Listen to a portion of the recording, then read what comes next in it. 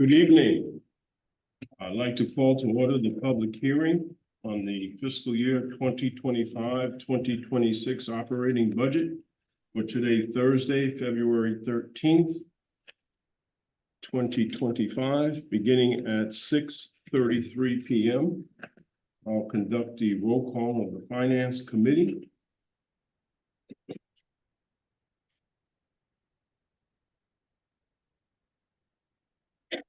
Those members that are here, please respond for the record that you are present, starting with Council Member Johan Lopez. Present. Council Member Jim Freya. Here. Council Member Ann Weatherstrand. Here. Council Member Heather Dunn. Here. And Council Member Doug Sutton. Council Member Dewan Wiggins. And myself, Greg Burnett. And we have a quorum. Thank you. We also have other members of the Common Council present, Council Member Nicole Ayers and Council Member Barbara Smith. Tonight, we look forward to your input and comments on the operating funding proposed by and for the city departments, Board of Education, and grant agencies. The public hearing tonight will not address the capital budget requests which come in for items such as school building construction or infrastructure improvements across the city. The capital budget will be addressed during the Economic and Community Development Committee meeting, which will take place in April. Our goal is always to keep taxes rates as low as possible by allocating those funds necessary to maintain and in some cases increase the services that are provided across the city to our residents. This evening will be an opportunity for you to share your comments before we go into deliberations as it relates to the operating budget. We do plan to draw down funds from our general fund balance of $8 million to provide tax relief to our residents during this upcoming fiscal year. Currently, we're at the midpoint in the budget process with the initial recommended mayor's operating budget presented at the BET this week. It was also presented to the Common Council this past Tuesday.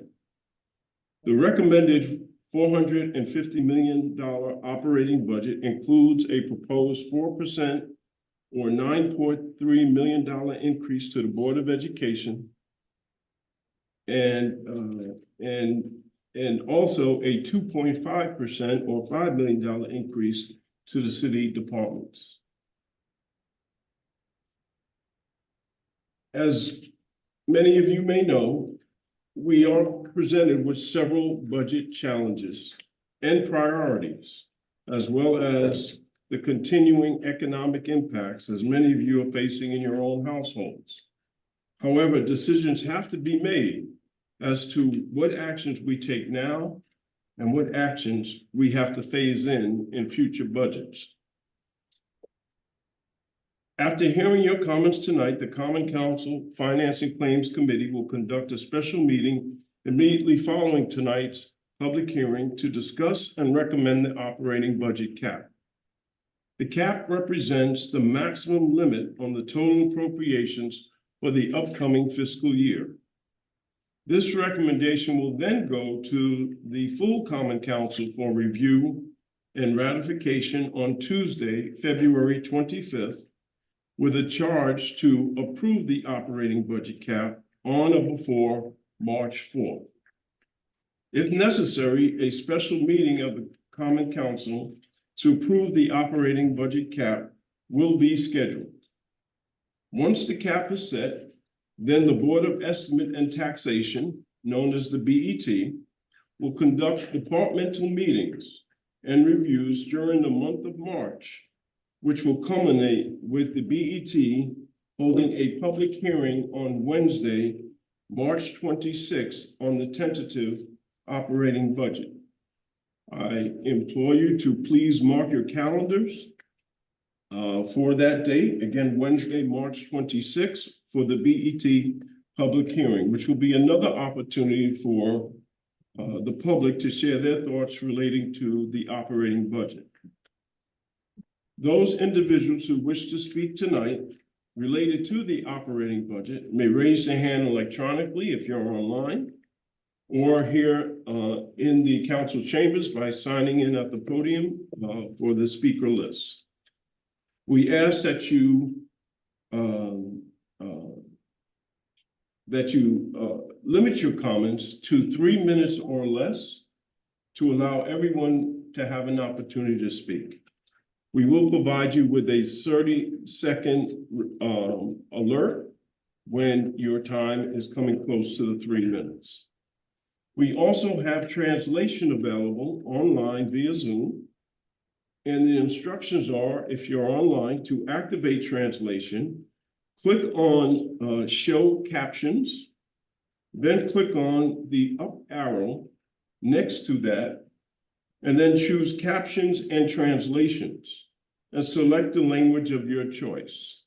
Your captions will now appear in your chosen language, and there's several languages that are available. As of this evening, we have not received any emails indicating that they wanted to be read into the record. However, I will state we have over the past several weeks received several emails, and we appreciate each and every one of them, and you taking the time and effort to share your thoughts with us.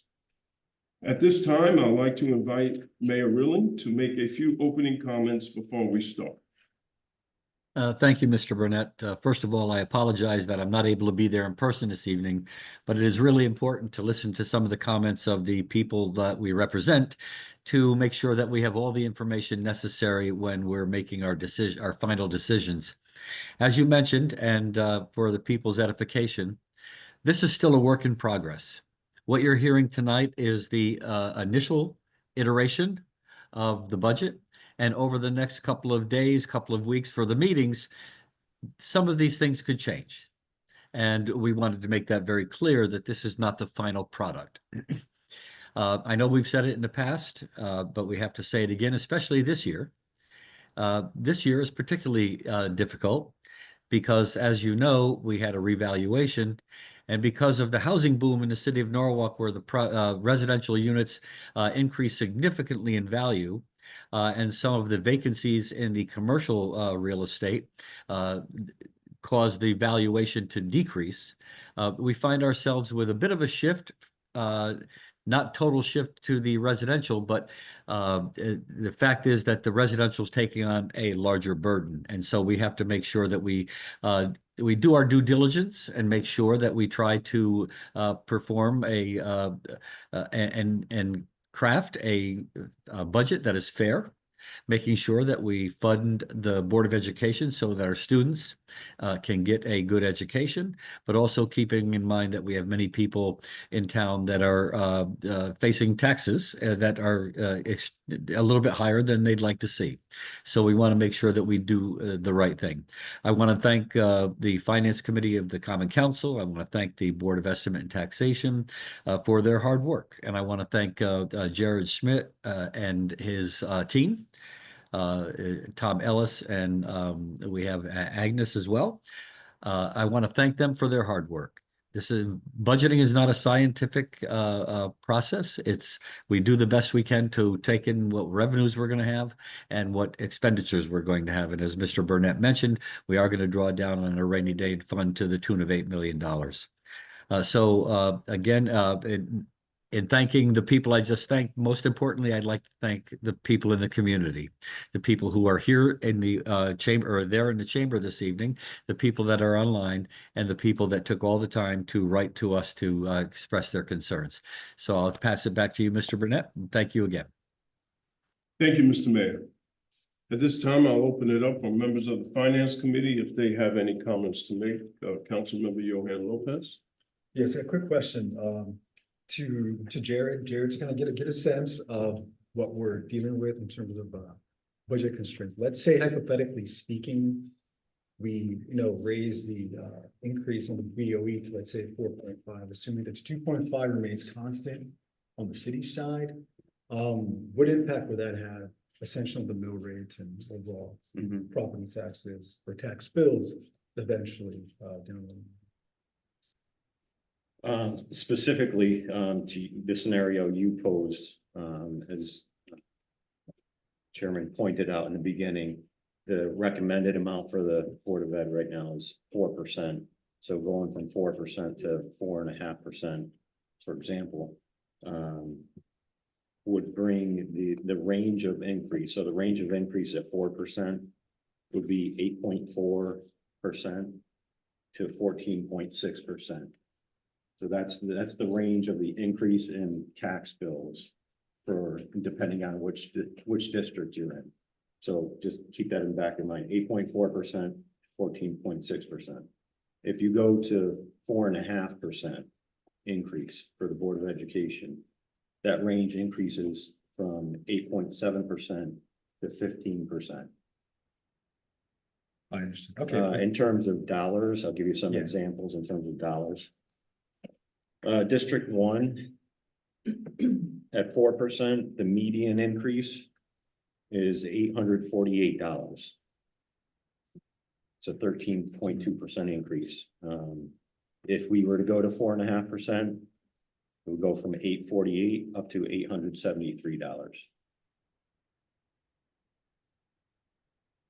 District 2, same scenario comparison, would go from $904 up to $928. District 3, $964 to $994. District 4, $691 up to $718. District 5, $789 up to $824. And then District 6 would go from $2,043 up to $2,118. I see. Okay. Yeah. So obviously it's quite clear that some districts will be hit harder than others, but overall, there's a general increase. Okay. Thank you. You're welcome. Councilmember Jim Frey. Thank you, Mr. Burnett. Jared, to you again, could you just talk a little bit about the significance of the pulling down from pulling the $8 million out of the fund balance? The fund balance being what sometimes we refer to as the rainy day fund, but it's technically the fund balance. And what kind of effect does that have on our borrowing power and the credit rating of the city? That's a good question. We are making a recommendation to draw down $8 million. The impact, on our borrowing and our ability to borrow and the rates that we would get isn't. It's not really clear what effect that would have. It's definitely a factor and a large factor that the credit rating agencies look at when they're looking at our bond issuances and trying to determine what the rates are going to be and what our credit rating is going to be. And so it matters, and it's something that they consider. We believe from talking to our financial advisor who watches this stuff daily, eats, sleeps, drinks this activity, that going down by 8 million, drawing down $8 million is not going to affect our credit rating. We did pose the question, what if we went lower? And he got a little concerned about that.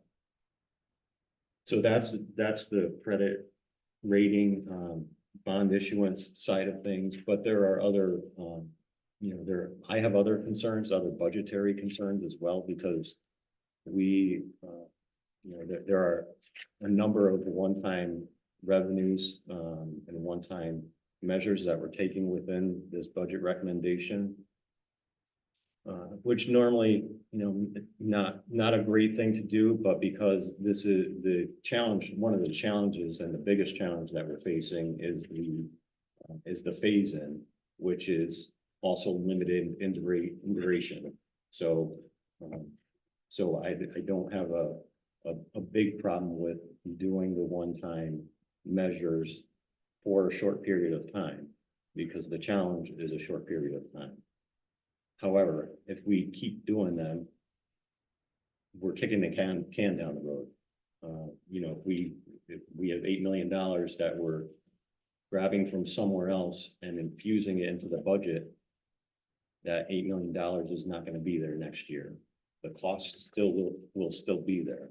And so we'll have to find that somewhere else. And so we're just, delaying the inevitable. And so, I definitely have concerns about it, and we think that that 8 million is the right number. I would just ask the finance committee members have any comments they want to make. If you have a specific question, we'll address questions during our meeting following the public hearing. We really want to hear from the public. So, Councilmember Ann Witherspoon. Okay, Councilmember Heather Dunn. I'm just doing my little envelope math, and it looks like worst case scenario, if the 15% increase. If you have a $2,000 a month rent, you're adding $300 a month to your rent, and it would be about $2,300 a month. So that's what we were looking at for renters. If you have taxes on a mortgage or something, if you have a $15,000 mortgage, that would be an extra $2,200 a year per mortgage. So that is significant when we look at people's trying to budget their overall household budgets. So we take it very seriously. So just to let people know. Thank you. We will now begin the public hearing.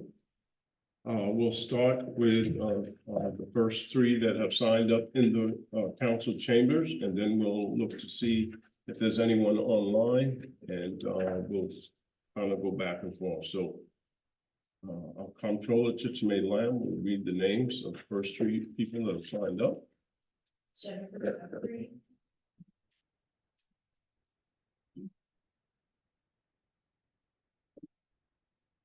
Good evening.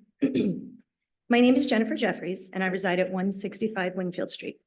My son is a freshman at Norwalk High School, and my daughter is a sixth grader at Nathan Hale Middle School. I am here tonight in support of the Norwalk Public Schools budget and to ask that the city come as close as possible to fully funding the operating budget for the 2025-2026 school year. Both of my children entered a school that was new to them this year, and I'm so grateful that they are having such positive experiences at the high school and middle school. My son is a member of the football, wrestling, and lacrosse teams and has discovered the excitement of playing high school sports. He has also enjoyed the breadth of classes offered at the high school, such as marine biology, culinary arts, and photography. My daughter is able to participate in many exciting activities at the middle school, including chorus, intramural sports, and the Fun Fresh Fridays program. Their positive experience is a direct result of the dedication, creativity, and hard work of their teachers, coaches, administrators, counselors, and deans. These people work tirelessly for the students in Norwalk, yet find themselves each year in danger of losing their jobs and the funding for their schools. Without proper funding, our schools will face drastic cuts, such as the elimination of the dean position in our middle schools and high schools, increased class sizes due to teacher reductions, and reduced funding for our sports and music programs that are already lacking in funding compared to our neighboring districts, and that already rely heavily on donations and student fundraising. Additionally, it has been suggested that schools will need to share assistant principals and nurses, something that will negatively impact the overall safety of our students. These cuts will harm all students, and I'm greatly concerned that the people in programs that have had the greatest positive impact on my own children will no longer be available. Thank you for your time, and I ask you once again to reconsider any position and increase funding for the 2025-2026 school year. Thank you. Thank you.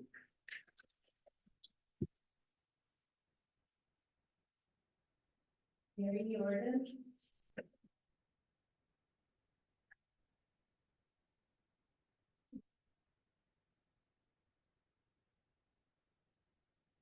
Good evening, Mary Jordan, 9 Mott Avenue. Speaking on behalf of the Norwalk Federation of Teachers, thank you for the opportunity. A 4% increase in the education budget is a very positive thing. But the proposed NPS budget raises serious concerns about how those funds will be allocated. Despite expectations, we have not seen the necessary reductions in central office, while school-based budgets are facing drastic cuts. This imbalance signals a troubling misalignment in NPS priorities. We urge you to help ensure, however you can, that this funding is used effectively with a clear commitment to prioritizing students and instructional support in schools. Our community needs reassurance that these resources will directly benefit classrooms, teachers, and student success, and not administrative overhead. We ask for transparency and accountability in this process so that our schools receive the support that they truly need. Thank you. Thank you.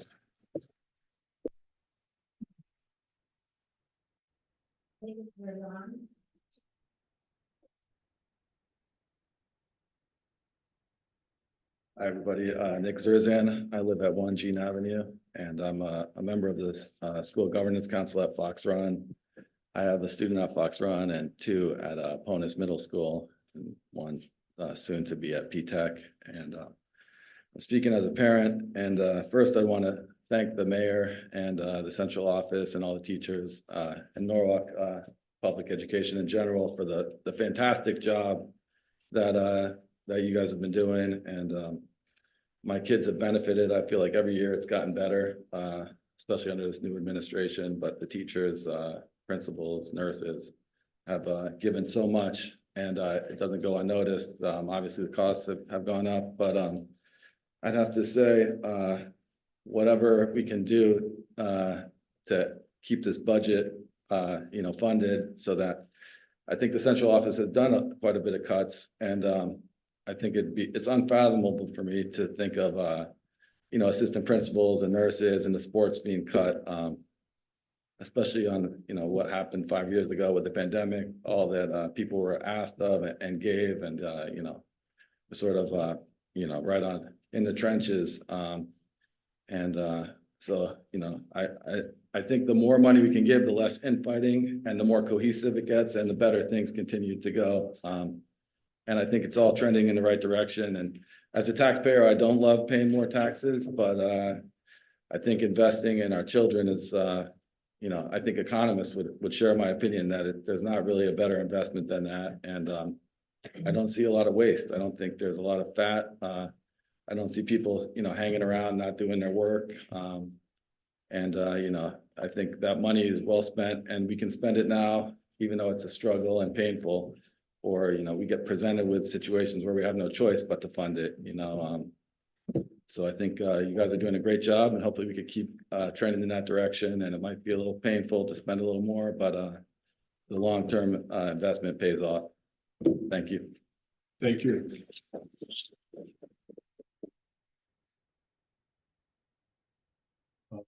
James, do we have anyone online? Brent Dolan, Fulton Williams.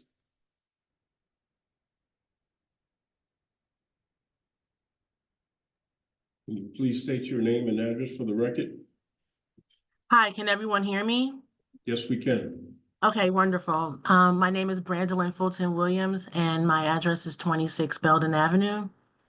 I'm here as a parent that is on the SGC, the School Governance Council for Cranberry Elementary School. And as many of you may know, Cranberry has a very inclusive and amazing special education program and specialized services specialized learning programs at that school. And I'm here more to bring a question to the Common Council, to the Finance Committee, as well as to the mayor. I would like to consider the $54 million investment that was announced from the governor for the state for special education. And I understand that school districts will not be able to benefit from this proposal or this investment until the 2026-2027 school year. And so I am here as a parent who's just trying to understand everything going on from the federal, from the state, and to the local level, for you all to consider perhaps a special appropriation to help the district bridge the gap until we receive this support from the state. Rising costs in special education is an ongoing national issue as we learn more about what students need and how to best support them. And I just would like for you all to consider this viable option so that we're not looking to change the general funding budget, but more so something that can help bridge the gap until we receive the benefits of the funding from this proposal.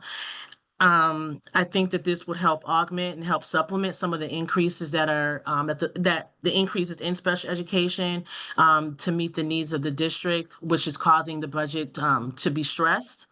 And I wholeheartedly advocate that this request be given some consideration outside of the discussion for the general budget, but just to help bridge that gap until we receive the 54 million that's going to be distributed throughout the state. I'm very thankful to be a resident here in Norwalk. My son truly benefits from all the amazing work that the school district is doing. And I believe that we want to continue to improve the narrative around special education here in this district. And by considering a special appropriation, I think might be very helpful. Thank you for your time. Thank you.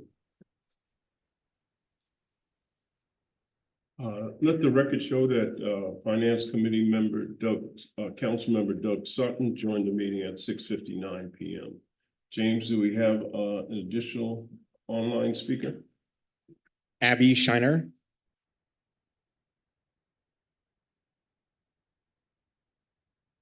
Good evening. Can you all hear me?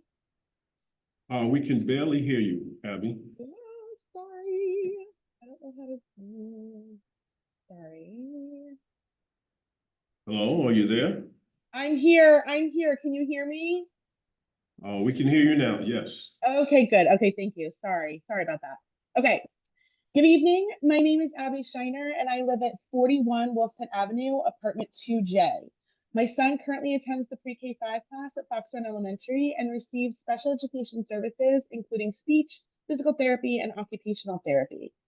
I want to start by making it clear to you all that I am very upset at CFO Schmidt's recommendation of a 4% increase to the Board of Education budget for the 25-26 school year.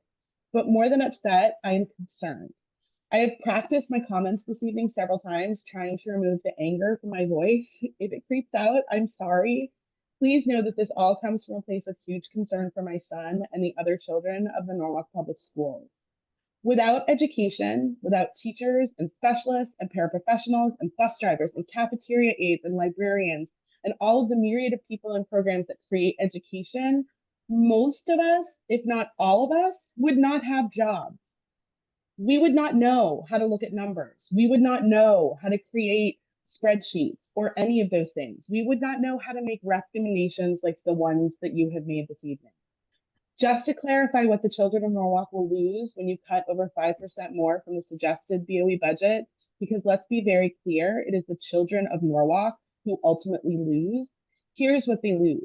With this recommendation, staff positions will surely need to be cut. That means class sizes, which are already bursting at the seams in some schools, will only get bigger, which means that any one-to-one student work that teachers might have been able to squeeze into their already full schedules will now not be possible at all. With this recommendation, paraprofessional positions will need to be cut. Do you have any idea how imperative paraprofessionals are to the children of Norwalk, to the teachers of Norwalk? Paraprofessionals make it possible for teachers to conduct small group work. Paraprofessionals make it possible for those children who just aren't quite getting the concept to get that valuable one-to-one time they need to make the light bulb glow. Paraprofessionals help to manage those students with challenging behaviors so that the behavior of one child is not dismantling an entire lesson, thereby upending the education of every child. Paraprofessionals work to challenge our children who are excelling beyond their typical peers, allowing them an adult to work with on enrichment work that is vital for differentiation within the general education setting. With this recommendation, you are jeopardizing the education of the children of Norwalk. Let me say that again. By forcing the Board of Education to make further cuts to their budget, you are jeopardizing the education of the children. 2 minutes, 30 Norwalk. seconds. The programs and staff that will be affected by these cuts will make it nearly impossible. Abby, you have 30 seconds, please. I heard you. For the remaining educators in this district to effectively educate the children of Norwalk. I ask that you please consider the 9.7% budget. That still won't be enough, but is something that can at least be worked with. Thank you so much. Thank you.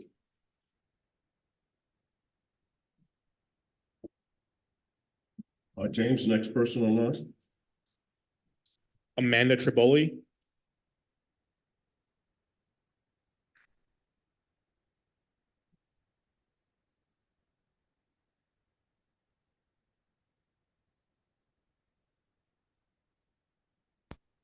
Hello, Amanda, can you hear us? Can you hear me? Yes, we can. Okay. Hi, my name is Amanda Trimboli. I live on 12 Cider Lane. I spoke at the last meeting on January 22nd regarding the operational budget. Tonight, I actually had something prepared to speak on the capital budget, but as Mr. Burnett stated, that is another meeting for another day. So I don't have anything prepared. I'm just speaking from the heart. As a taxpayer and a parent in this school district, in this district, 9.7% is a little scary because in this day and age where everything is expensive, inflation is high, I don't necessarily want my taxes going up. However, I don't agree that 4% is enough. I actually am a substitute teacher at my child's school, and I see things differently now because I'm in the classrooms, I'm in the school, and I see how valuable every single person in the building is, every single staff member. And quite frankly, there's not enough staff members for the amount of needs these kids have on a daily basis in regards to reading, writing, special needs, special education, behavior management, everything. And it's quite frustrating that you Common Council members don't necessarily work closely with the BOE. I think you guys need to start working together and sit down and go over possibilities, how we can find solutions to the budget problems. And so it doesn't affect our staff members making cuts where they are valuable, and it doesn't affect our children in the long run. Because I know that there's only 11,000 children in the school system. So that is, a small chunk of people in this whole entire city. However, people move to places specifically because the school systems are good, because it makes their property value go up.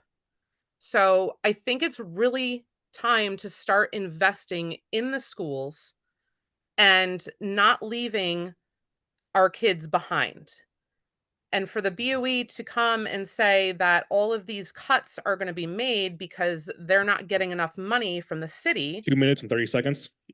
It's, these every single person in all of these school buildings are incredibly valuable, and they cannot be taken away from our children. We need more people. So I think it's imperative that you all figure out a way to work together and figure out solutions, because I know that you're not doing that right now. Thank you. Thank you. Next three people in the room. Cara Bakey.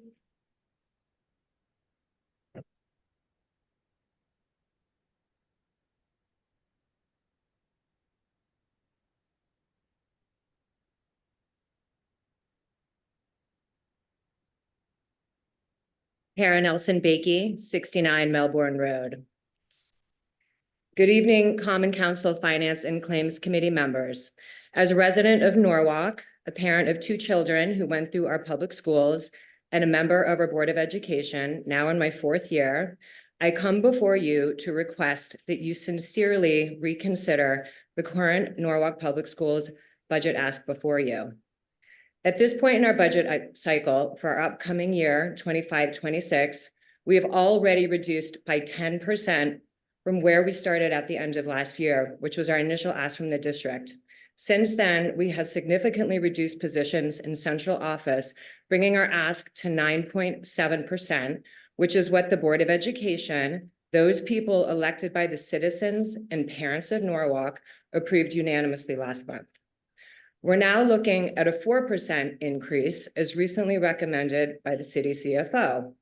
With this number, our students and staff will endure significant negative impacts in the form of reduced and removed programs and, more critically, staff, i.e. administrators, support staff, and teachers. In the last year, we have seen our graduation rates increase, detention and suspension rates decrease, absenteeism decrease, and health and wellness reporting, including around rates of anxiety, depression, and suicidal thoughts, on a positive trajectory. All of these improvements can be aligned with the work that we have been able to afford to do here. Given the current political climate, where just last week we had federal funding, which includes grants that are critical to Norwalk Public Schools, frozen. Moving forward, we expect that we will not be able to rely on these millions of dollars, which help to keep our district and its ability to educate and support our students running, thus leaving a gaping hole in our operating budget. Now is not the time to take our feet off the gas. Now, more than ever, we must stand up for our kids, for their futures, for our futures. I heard our CFO explain here earlier this evening the impact of the tax burden associated with an increase to the BOE budget. And I do understand the concerns around it, especially as a homeowner. I can appreciate the 2 minutes, 30 seconds. transparency. This said, I would still request that this committee consider an increase greater than the current 4%, closer to 9.7, so that the cuts we already know will need to be made are not so painful, so that the hole we have to then dig ourselves out of is not so deep. Thank you for your time. Thank you for listening. And thank you for your service to the citizens of Norwalk. Thank you.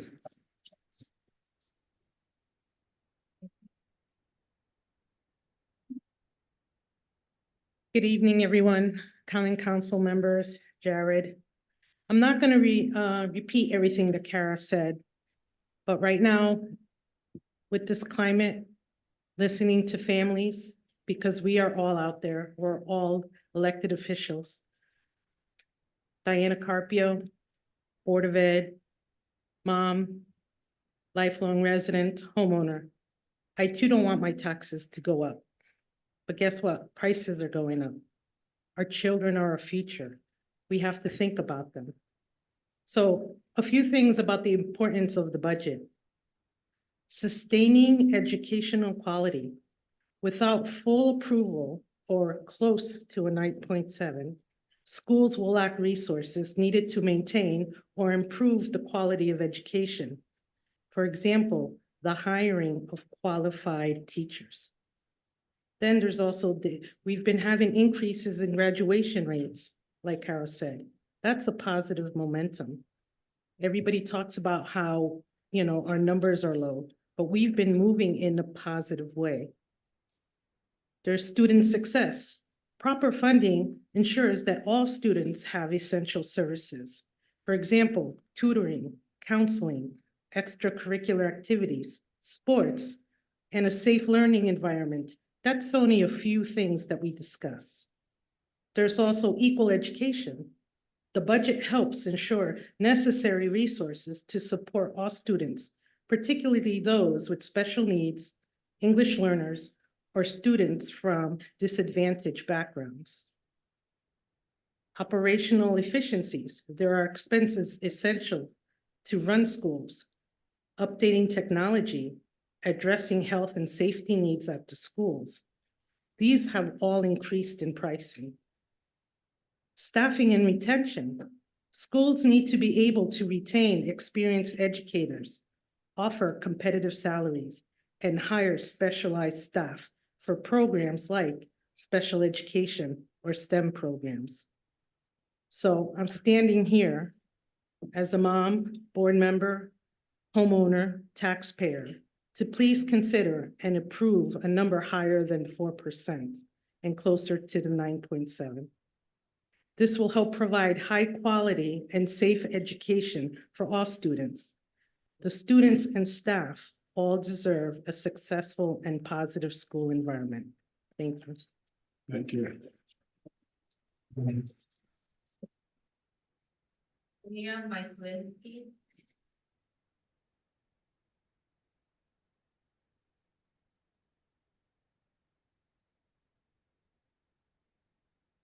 Hello, thank you for letting me speak. My name is Maria Mislinski. I live at 27 Park Hill Avenue. I have two fourth graders that go to Wolf Pit Elementary, Wolf Pit Integrated Arts Elementary, and we're fortunate. They have had a great experience there. I'm also on the PTA and the Student Governance Council there. I think, I had a speech planned, and I feel like everybody else has been very clear about all the things that we will be missing with this budget not being fully funded, all of the lack of appropriate staff and services and all of that. What really got me to finally get up here and speak is just the message that this sends to our children. And I try not to get emotional, but what message does this send to the children of Norwalk that other things are so much more valued in this city? Like, let's have a survey about which arch we should put up. Let's talk about what we should paint the streets of. But we can't fund the children of our city, the future of our city. We're not talking about the price of eggs going up. We all know that this means an increase in taxes. I'm a taxpayer too. And like everybody else has said, yes, that's not what I want. No, but I also don't want to pay $10 a dozen for eggs. But guess what? This is a better investment for me and should be, without question, a better investment for the city, whether you have children or not.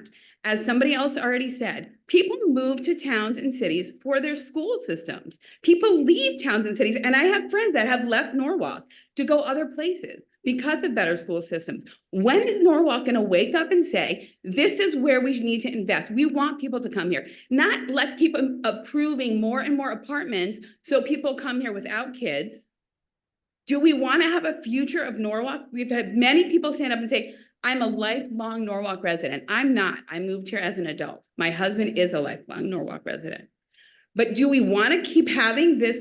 I would love to see a legacy where the people sitting in these seats 20, 30 years from now can say, yeah, I've lived here my whole life and Norwalk has supported me here my whole life and they educated me and they supported me. Or are they going to be, where are all the kids going to be? Because we have all these apartments with people moving in with no kids, right? And then we're not supporting the kids who we do have and the families that do have kids. What is going to happen with them? Is that the message we want to send to them? I brought my own kids here tonight so they can see how the government works and what does it mean? And does it really matter? 2 minutes, 30 seconds. And I want them to be able to look into your faces and know, do these people care about us enough to make the difficult decisions and figure out how to work with the Board of Education to figure it out? Not worrying about increasing superintendent salaries or the central office. I looked up all of their salaries. It's crazy. But we can't figure out how to fund the positions and the services we need for our kids. Thank you for your time. Thank you.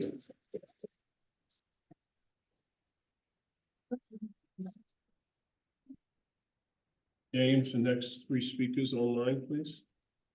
Melissa Matuska.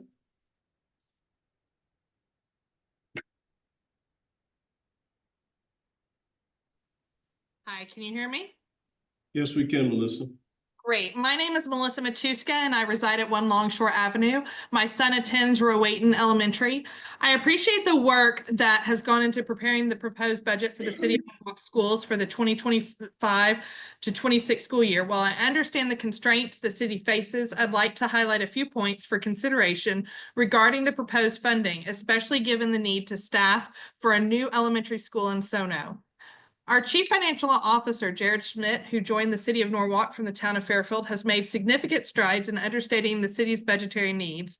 However, it's worth noting that while Norwalk's student population is larger at 11,473 students, Our spending per pupil is currently $22,279. In comparison, Fairfield, with a smaller student body of 9,139, spent $23,083 per pupil. If we were to align our pupil per spending with Fairfield, the total budget for education would raise to $264,831,259, which is $8,871,000 more than the Board of Education initially requested. While I understand the need for adjustments, I have concerns about some specific recommendations in the proposed budget. I'd like to offer suggestions to ensure the best outcomes for our students. The Board of Education's proposed to have nurses split their time between schools raises concerns, particularly for students with special medical needs. Many of our students rely on nurses full-time due to individualized education programs, and some require specialized care, such as feeding tubes and colostomy bags. Having a nurse constantly traveling between schools could lead to delayed responses and increased emergency calls, which could be avoided by keeping nurses assigned to each school. The Board of Education's plan to decentralize the Norwalk Childhood Early Education Program by locating 3 to 4-year-old classes to elementary school also presents challenges.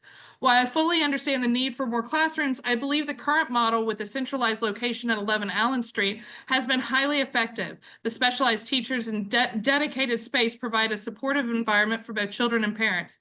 Moving these programs to already overcrowded elementary schools could impact the quality of service and attention that these young children and their family needs.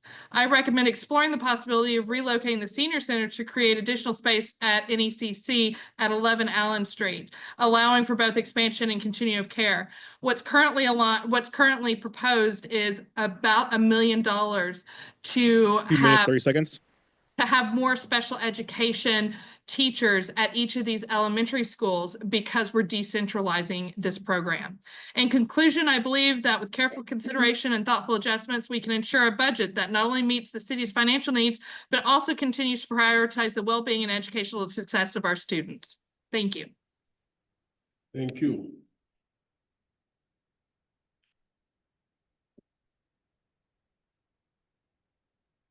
Isabel Owen.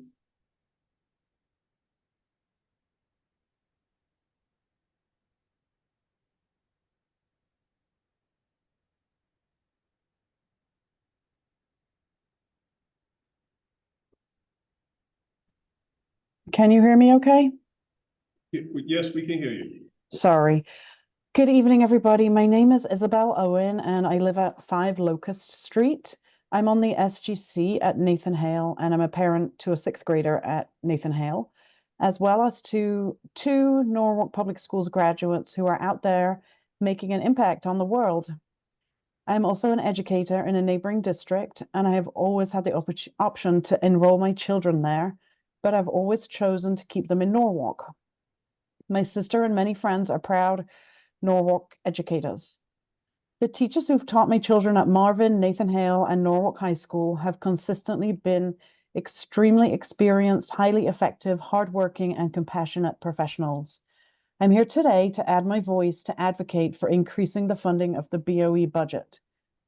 Of course, we all know that the Board of Ed budget mostly consists of funding for staffing. And moving from a 9.7 budget increase to the mayor's proposed 4% budget increase will mostly consist of slashing funding for staffing. My desire is for Norwalk to find a way to provide for the needs of the children that are here today and will be here tomorrow, and that my son will enjoy a rich and vibrant education equaling or surpassing even that of his sisters. As a taxpayer, I am willing to pay more. As a city, we can do better. Thank you so much. Thank you.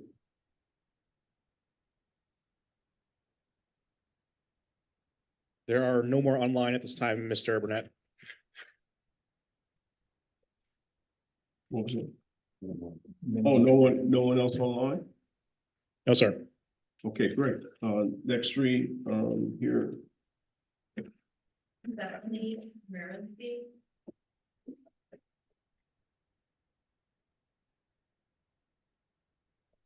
Good evening, everyone. My name is Stephanie Morency. I live at 374 Highland Avenue. And I am here to also echo the sentiments that have come before me, that the difference between the proposed budget and the requested is just too large and simply unacceptable. The reason for that is what that will mean are cuts to services that are indispensable to our students. I say this from the perspective as a parent to a third grader at Concord Magnet School, as well as a nurse at Concord Magnet School. I recently started as a nurse there, and prior to this, I've worked in emergency departments and other high stakes work as a nurse. And I can say without a doubt that the work that I'm doing at my school is the most impactful of my whole career. The impact of that is having a student say to me, "Thank you for being a safe place that I can come to because I want to hurt myself and I don't feel safe." That means a parent calling me and saying, "I'm so appreciative that you prompted me to call my doctor and go have my child checked out because that cough I thought was a cough actually turned out to be a pneumonia." And this is just over a few months. And I can tell you many, many stories that probably pale in comparison to the nurses who dedicate their careers in our school to keep our students safe. There are students who are going to have medical emergencies in our school. They spend 7+ hours a day in our school, 5 days a week. It is a matter of not if, but when.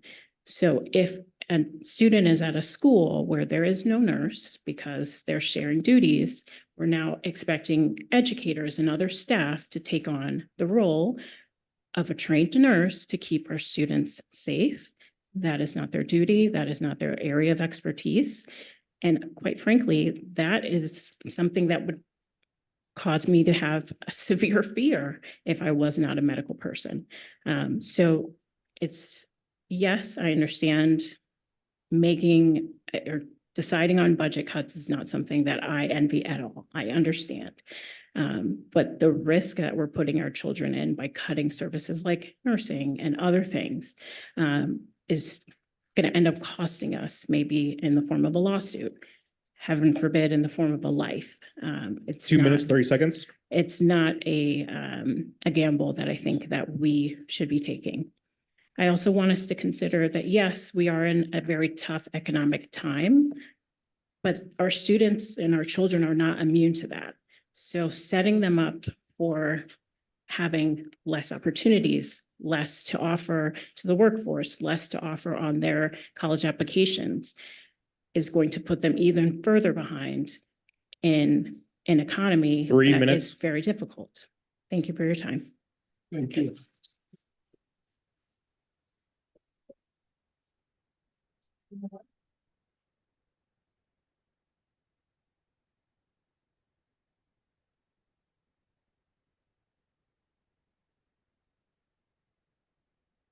Hi, everybody.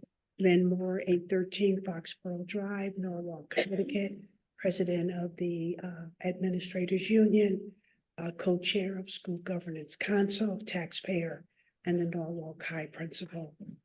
Yesterday, February 12th, I received a call from one of the executives at the district's office telling me that I would need to cut 17 positions at Norwalk High, because the city's recommended operating increase of 4% versus the expected 9.7 as requested has now put the schools in jeopardy.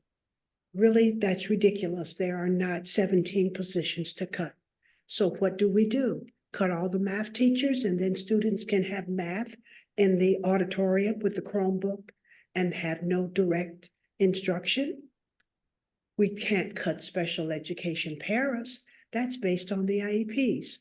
We can't cut MLL paras because that number of paras assigned is based on the students who need support.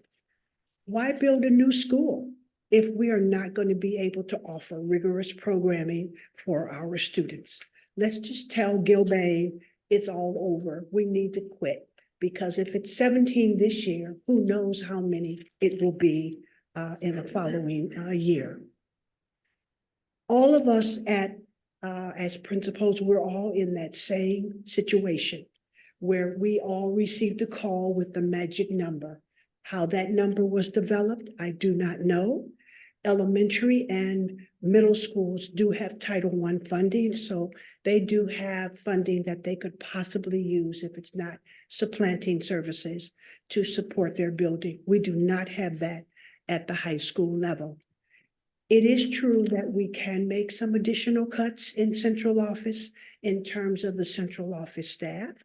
And I do think we could do a better job of managing the grant funding, because I think there are consultants who we do pay, and there would be pieces of work that we could do ourselves.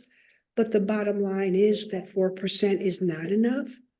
And I know that we're doing a $8 million drawdown to support taxpayers, but we do need a drawdown. 2 minutes and 30 seconds. Thank you. We do need a drawdown to support our school children. The bottom line, please don't ask the kids to give up their lunch money, sort of what we're saying, to be responsible for the shortfall. Thank you. Thank you.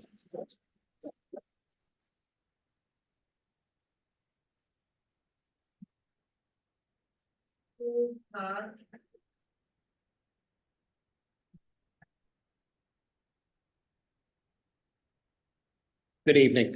Drew Todd, 19 Friendly Road. I'm not a lifelong resident, but I've been up here 23 years, so it's close. Both my children have junior still at Norwalk High. I'm actually the co-chair with Dr. Moore of the SGC. And Dr. Moore and I recalled when we sat in the concert hall, I don't know how many years ago, 15, 16, 17, where like Jack Tremonti with his red pen, cut, cut, cut. And we vowed never to have that kind of situation again. I just really can't believe we're at this point. It's sad. It really is sad. I don't find myself agreeing with Mary Jordan often, especially online, but I actually agree with what she said this evening. I think there's a mess up at central office. I don't have faith in Dr. Estrella and the way she manages our money and our finances with the schools. I've said numerous times, I think the Common Council and Board of Ed should get together and go line by line in the budget. See what salaries are, where we can cut, who makes too much money. Do we really need this? Before we start applying it to the schools. I know most of you have been in the schools. I've seen some of you in the schools. I just saw Councilman Burnett at a basketball game. My kids both played sports. There's good things going on. There really is. I talk to Dr. Moore constantly. She's like, fights, they're practically non-existent now. She meets everybody at breakfast, and you could feel the atmosphere in the schools. My kids went to Nathan Hale, I was SGC member, and started at Wolf Pit. All amazing experiences. And we all know 20 years ago, moving here, oh my God, Norwalk schools. Don't go there. That's over. We did the right things. We need to continue doing the right things. Raising taxes stink. Nobody wants to raise taxes. It's horrible. I honestly don't know how much more we can draw down from the general fund. I understand exactly what you're saying. I understand about bond ratings, but we're going to have to draw down until it hurts. And it will hurt. And who knows, I don't even remember how much we gave this year into the general fund. I forgot it was like 9 million. So even if you give what we gave this year into the general fund and draw that back down, how much will that hurt us? But either way, we got to give till it hurts. We got to support the schools, especially the teachers. They need it because they're doing a phenomenal job. My son, like I said, who's a junior, he's rocking, I think, a 4.2, 4.3. And he'll probably go to a D3 school. And we have good programs. So let's not make them suffer. Let's do what we got to do. And then for next year, let's really get down, get into the nitty gritty, get dirty, and 2 minutes and 30 seconds. Where we could save, we can cut, and we can continue doing what we're doing. Thank you. Thank you.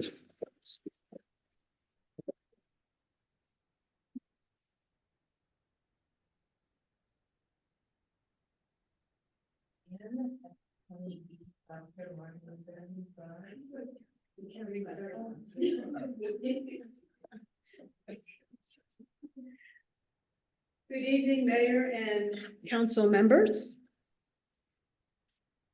My name is Sherry McCready Pritchett, and I reside at 28 Dr. Martin Luther King Drive.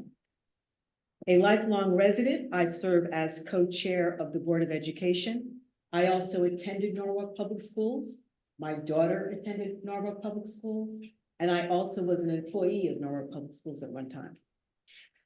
I ask that you fund the district north of the 4%. Norwalk Public Schools has made steady progress over the last 5 years, and that success stems from the board's commitment and mission to provide an excellent and equitable education so that all of Norwalk's students will graduate future ready. Building on this success requires continued support and commitment. And to that end, I again ask that you consider funding the schools more than the 4%. I thank you for your time. Thank you. We have one speaker on Zoom. Diane Lorichello. James, hold on. We already called someone up. So after this speaker, then we'll go online.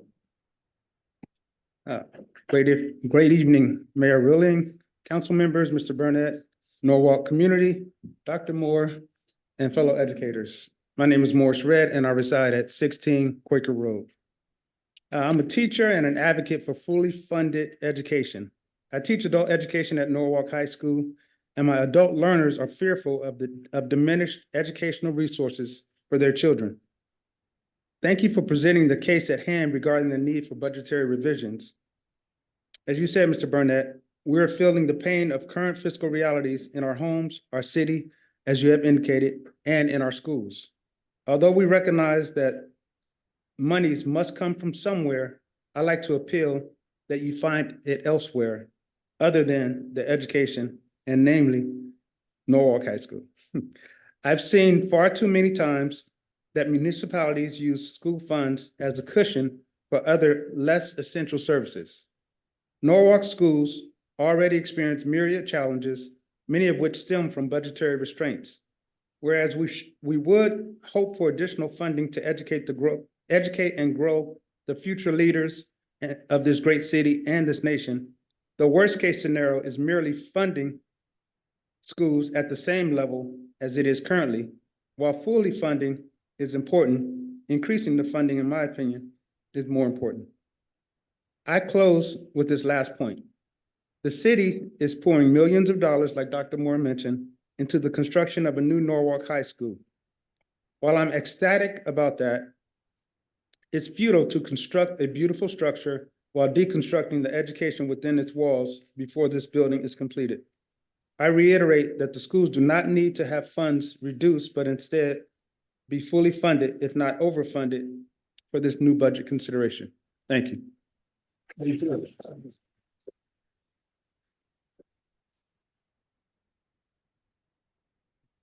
James, can we go online? Diane Lorichello. Good evening, Mr. Chair. My name is Diane Loricella. Can you hear me? Yes, we can.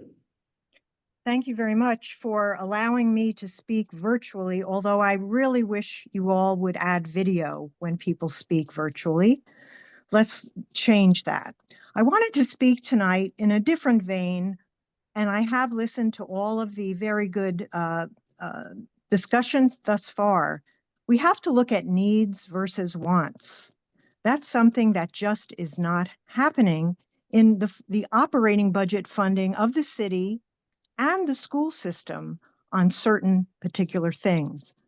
I ask tonight that you do not increase the budget cap unless and until the following ideas be vetted and reviewed.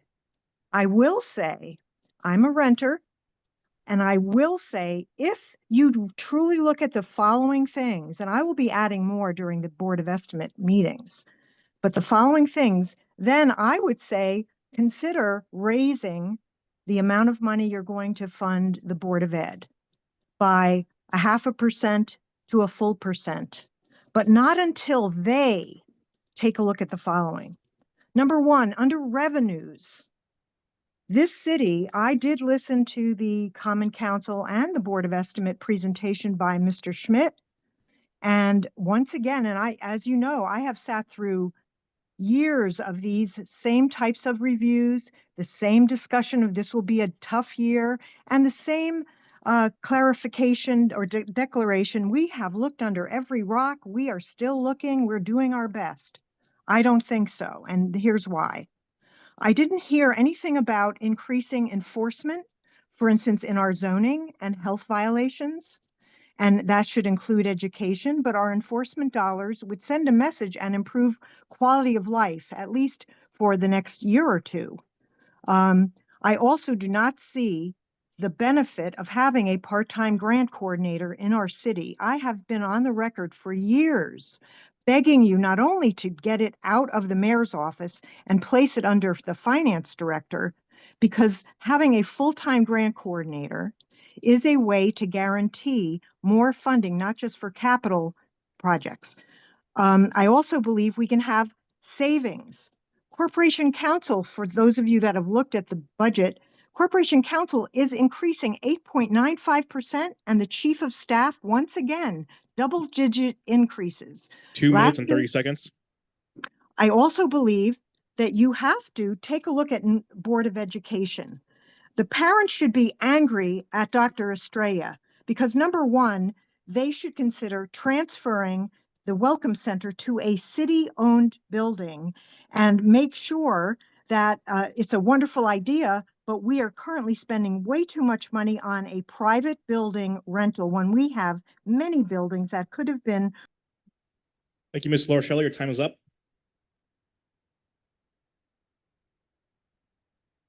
Do you have any additional speakers online, James?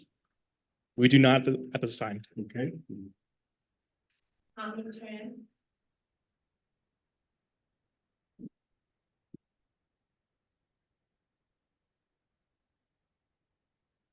Good evening, everyone. Thank you for allowing me to speak. My name is Tommy Tran. I live at 426 Roy Inn Avenue.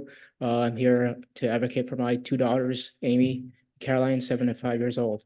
I have a brother and sister. We were all born and raised in Stamford, Connecticut. We went through the public school system here in Stamford, Connecticut. And between the three of us, we're all, I'm a civil engineer, she's a registered nurse, and he's a computer science engineer. We went through the public school systems here. We went through UConn here in Stamford and Stores, the main campus there. We have a lot of faith in the school system here in Connecticut. We all live and stayed in Connecticut because we have a lot of faith in our state in general. We want to have our families have success with the educational system. So I'm here to request to basically ask to raise taxes and fully fund the educational budget. You know, I'm actively involved with all the fundraising efforts that we do it through the school. But there's only so much I can do as a parent. You know, there's only so many pies and cakes and everything that we could sell, but that can't create a position at the school. My daughter, Caroline, the youngest one, she has an IEP. She was born with a genetic disorder. She has special needs. She needs one-to-one support with a paraprofessional. And the fundraising I do can't create that position for her. I need your help to have me contribute to taxes to make sure these positions exist for her so that she has the support that she needs, similar to what I had growing up here in Connecticut. Thank you for your time. Thank you.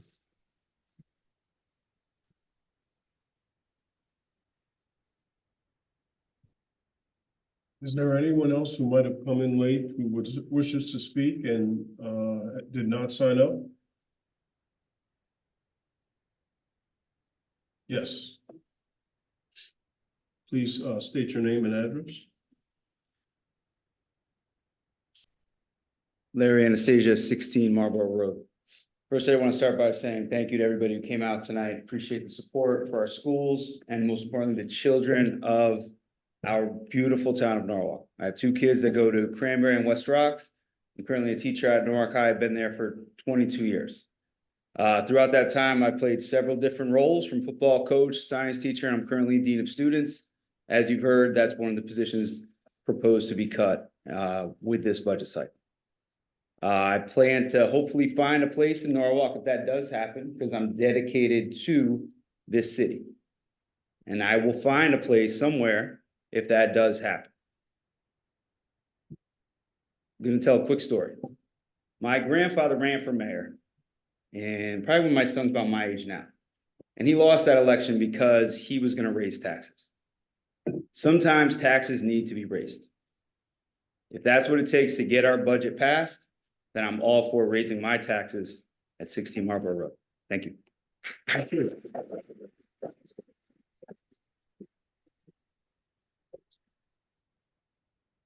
Is there anyone else who is present who wishes to speak?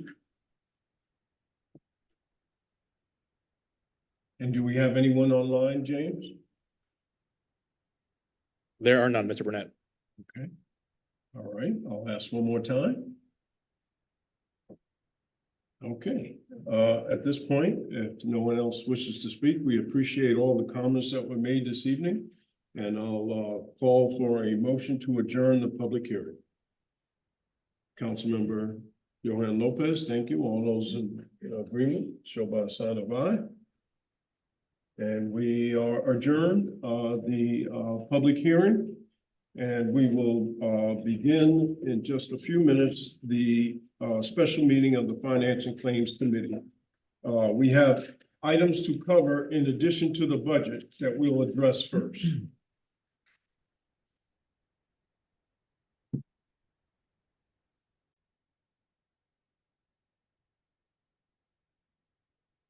Claims Committee meeting. Sorry.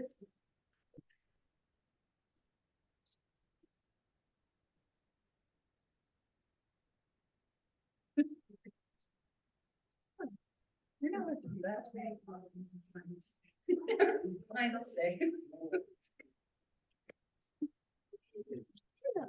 Good evening and welcome to the special meeting of the Finance and Claims Committee for today, Thursday, February 13th, 2025, beginning at 7:50 p.m. I'll start with the roll call of the Finance Committee. Councilmember Jim Freya. Here. Councilmember Doug Sutton. Councilmember Johan Lopez. Present. Councilmember Heather Dunn. Here. Councilmember Ann Winterstrand. Here. Councilmember Dewan Wiggins. And myself, Councilmember Greg Burnett, and we have a quorum. Thank you. Item 3 on the agenda is acceptance of the minutes from the regular meeting of January 9th, 2025. Do we have any additions, deletions, or changes to those minutes?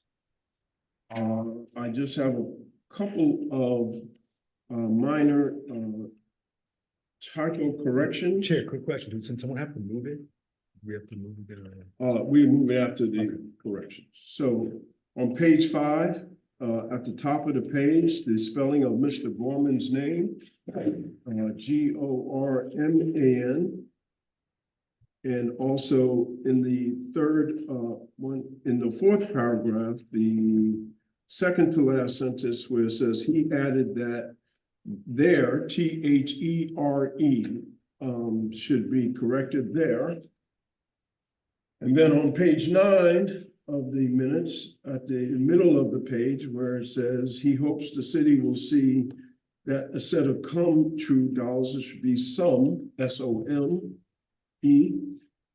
And then finally in the second to last paragraph, which states is based on what the city needs to bring in and not the word at it. Were there any other deletions or changes to the minutes?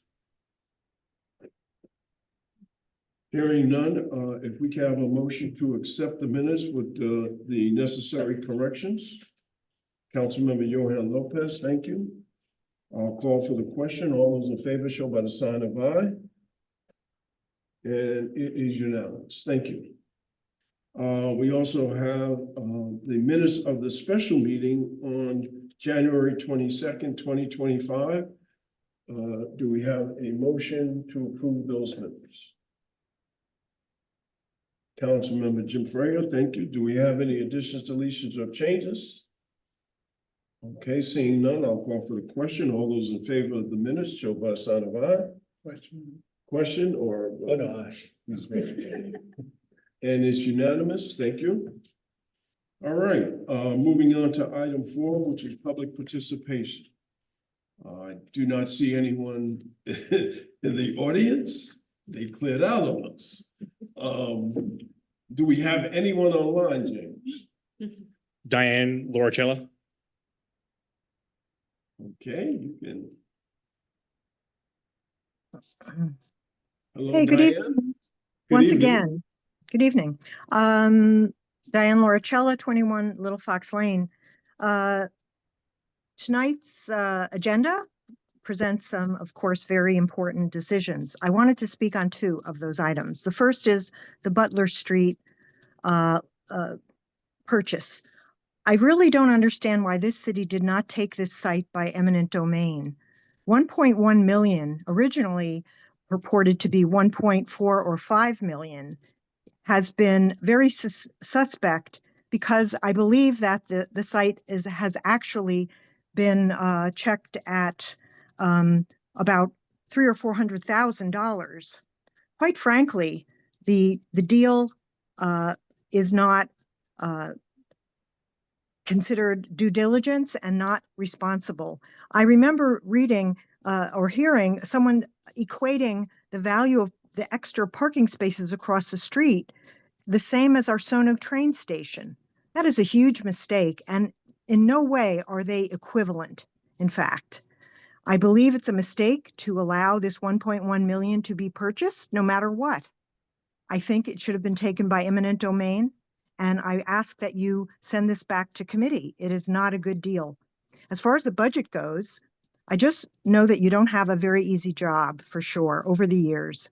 There is still more revenue to be had and still more savings as well.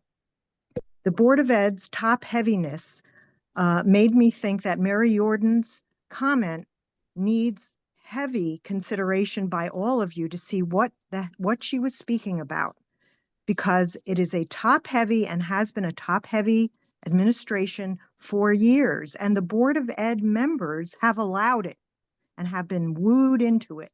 Right now, they finally realize they have to cut some of those heavy top administrators, but they should.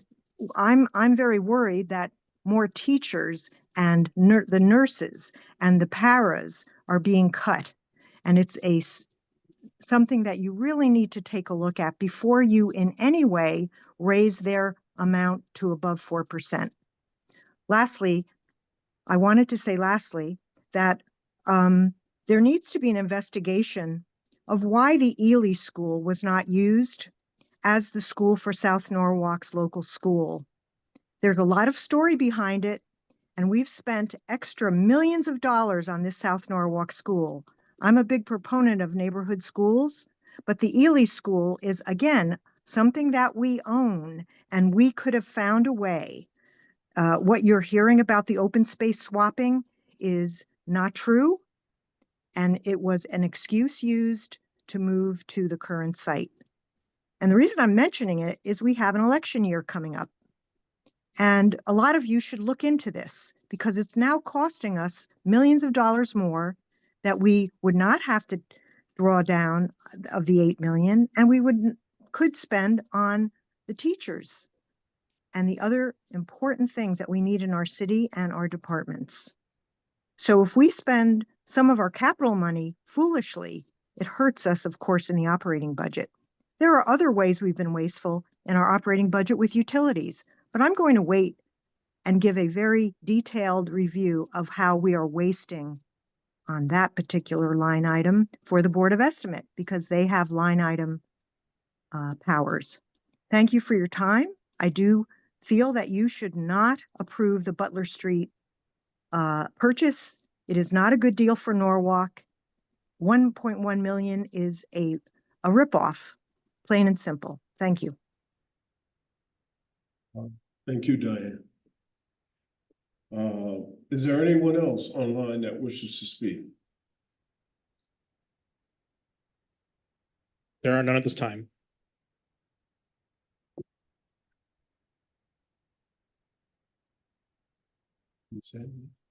Oh, there's no one else? There's no one else. Okay, thank you.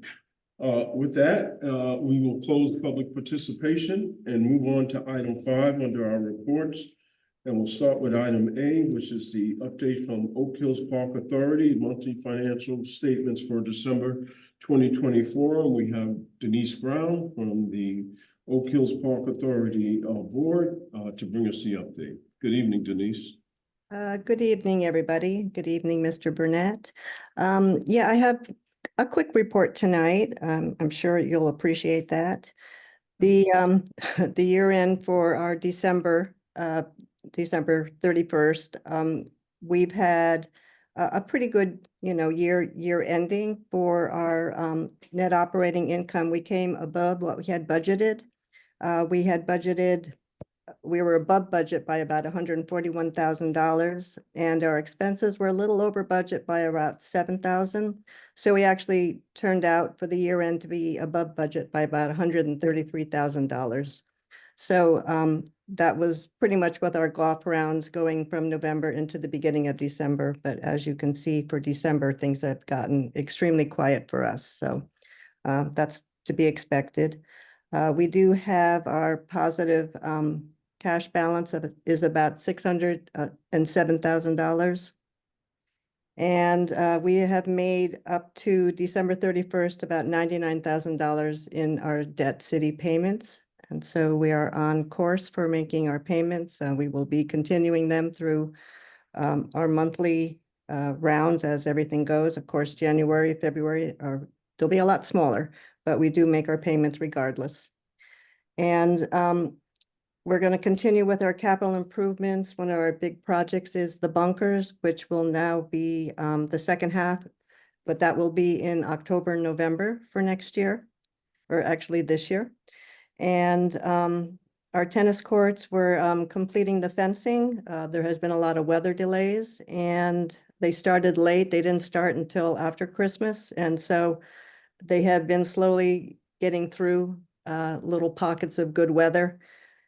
So that'll be completed hopefully sometime in March. And one of the things we need to consider for the tennis courts is that we are going to need a new irrigation system. The tennis courts were built in the early 80s, and so the system is going on 45 years old. So we've had a couple of breakdowns with the system, so it's something that we need to look at for our capital budget going forward. And unfortunately, we have lost 3 employees in our superintendent, Jim Shell. He has lost his full-time mechanic, his assistant superintendent, and the foreman. And most of that, unfortunately, is because of, it's related to pay and benefit package. So our general manager is looking into, he's put a report together. We're looking at all the other public courses to see how we compare and what they offer and how we can be a little more competitive for our employees that we have to bring in. Luckily, we have found 2 replacements. We did find a full-time mechanic that is in training right now. So he will be coming in full-time starting in March. And then we do have somebody that we're interviewing for the assistant superintendent. I had a church meeting and I went home. So those are pretty much where we stand right now for the Oak Hills financials. Great, thank you.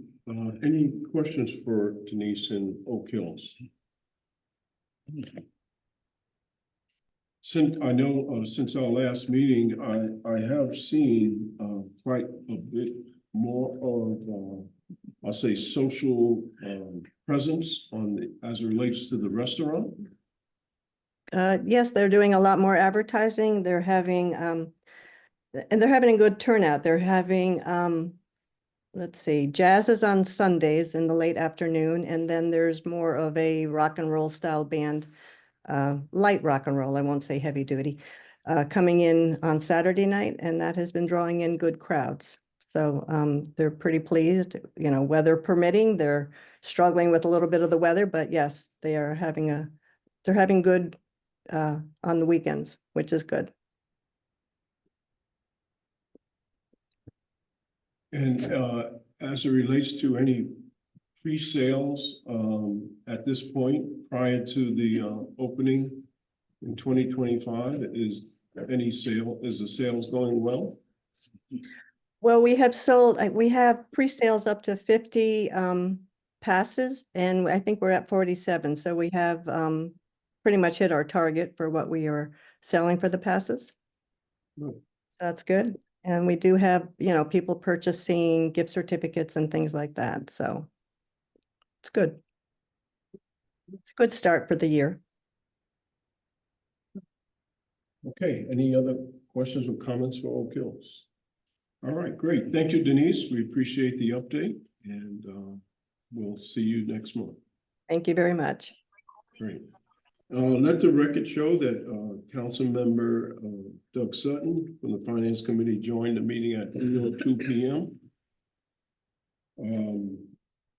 We'll now move to the update from the tax assessor, our tax assessor, Paul Gorman. Paul? Good evening, everybody. Can you all hear me? Yes, we can.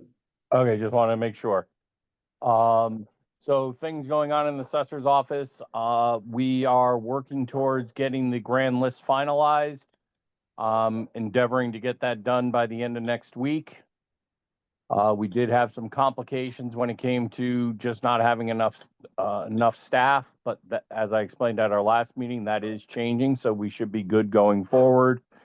But it was also complications of just making sure that the phase in and the phase in of the construction changes was done absolutely correctly. We wanted to make sure that the numbers were right in this, what is another tough budget year. The elderly homeowners program is off and running. The packages have gone out and applications are already in our possession for processing from people who either don't file tax returns or file them the minute that the IRS allows them to.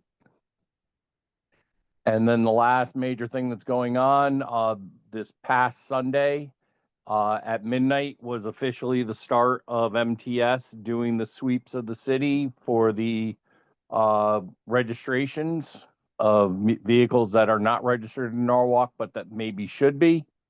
So in about 4 to 6 weeks, we should start receiving reports of what vehicles have been identified as potential taxable property within the city limits. Has there been any, have we seen any results or any feedback on the monitoring? On MTS? Yes.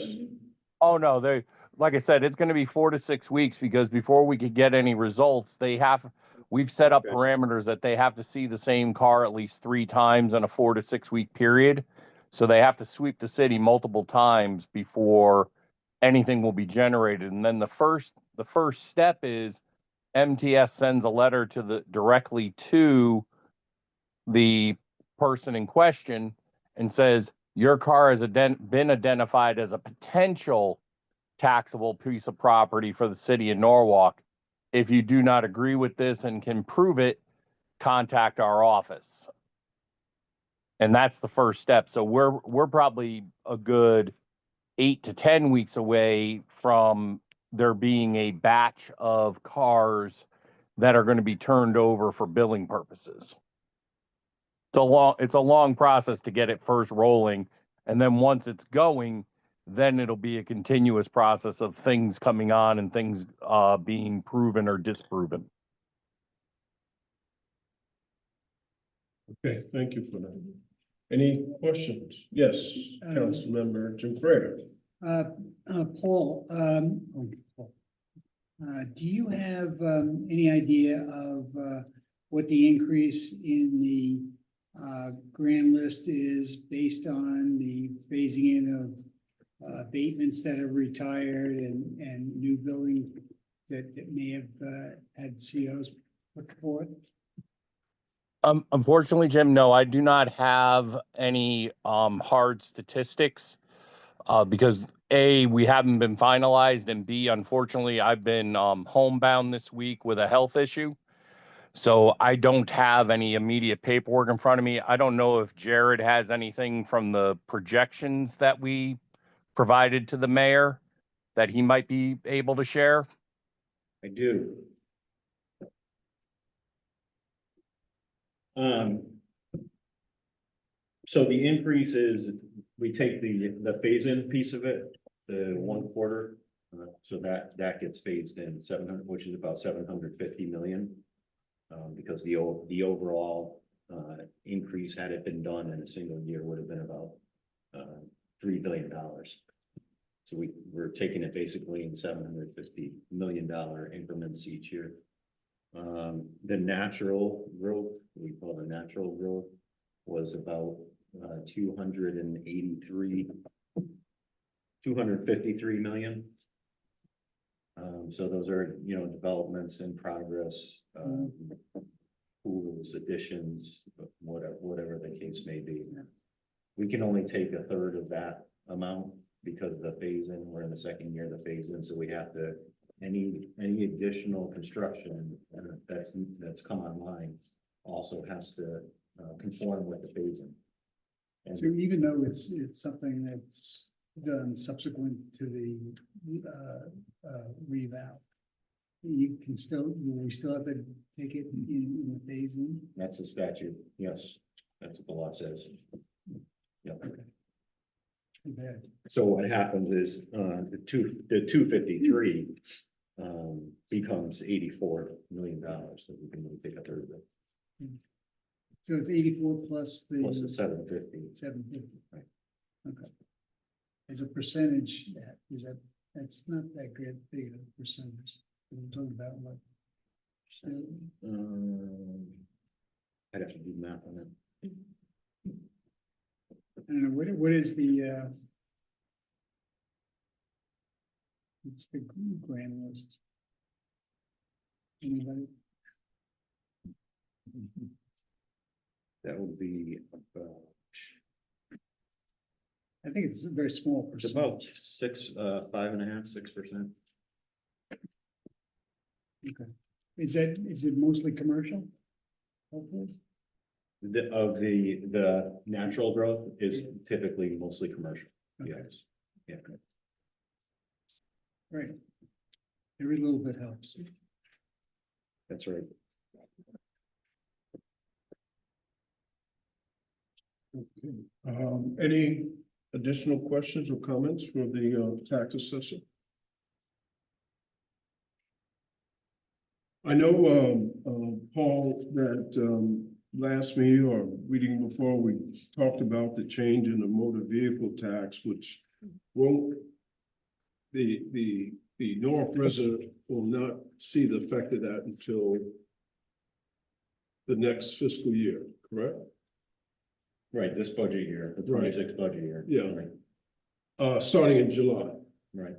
So we talked about the communication going out to residents to let them know of this change. I mean, we've mentioned it during budget presentations, but do you have a timing on when we're going to get more information out into households about the change in motor vehicles, or a plan or strategy? Excuse me. So we've discussed it, but we have not finalized any plans for how to do that, because that would, I mean, that's a 76,000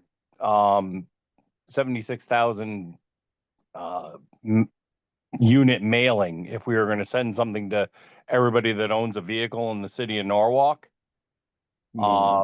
We haven't gotten over the hurdle yet when we discussed it about, is it going to cause more problems and questions than it solves? And it's one of the things that's on my list, but I put it on kind of onto the back burner, because again, that's still like 3.5 months away before the bills actually hit, and I wanted to get the grand list signed, which hopefully, like I said, will be at the end of next week, and then I can start focusing on other things. Especially with the new employees coming on board, because one started last week and the other one was going to start the first week of March. So I'll have a lot more resources at my hands. Good. And I understand work task, the grand list is obviously priority.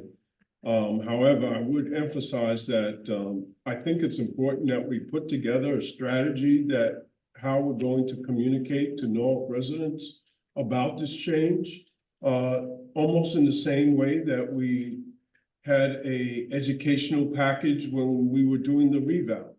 And we, had a flyer and we had, information that went out so that,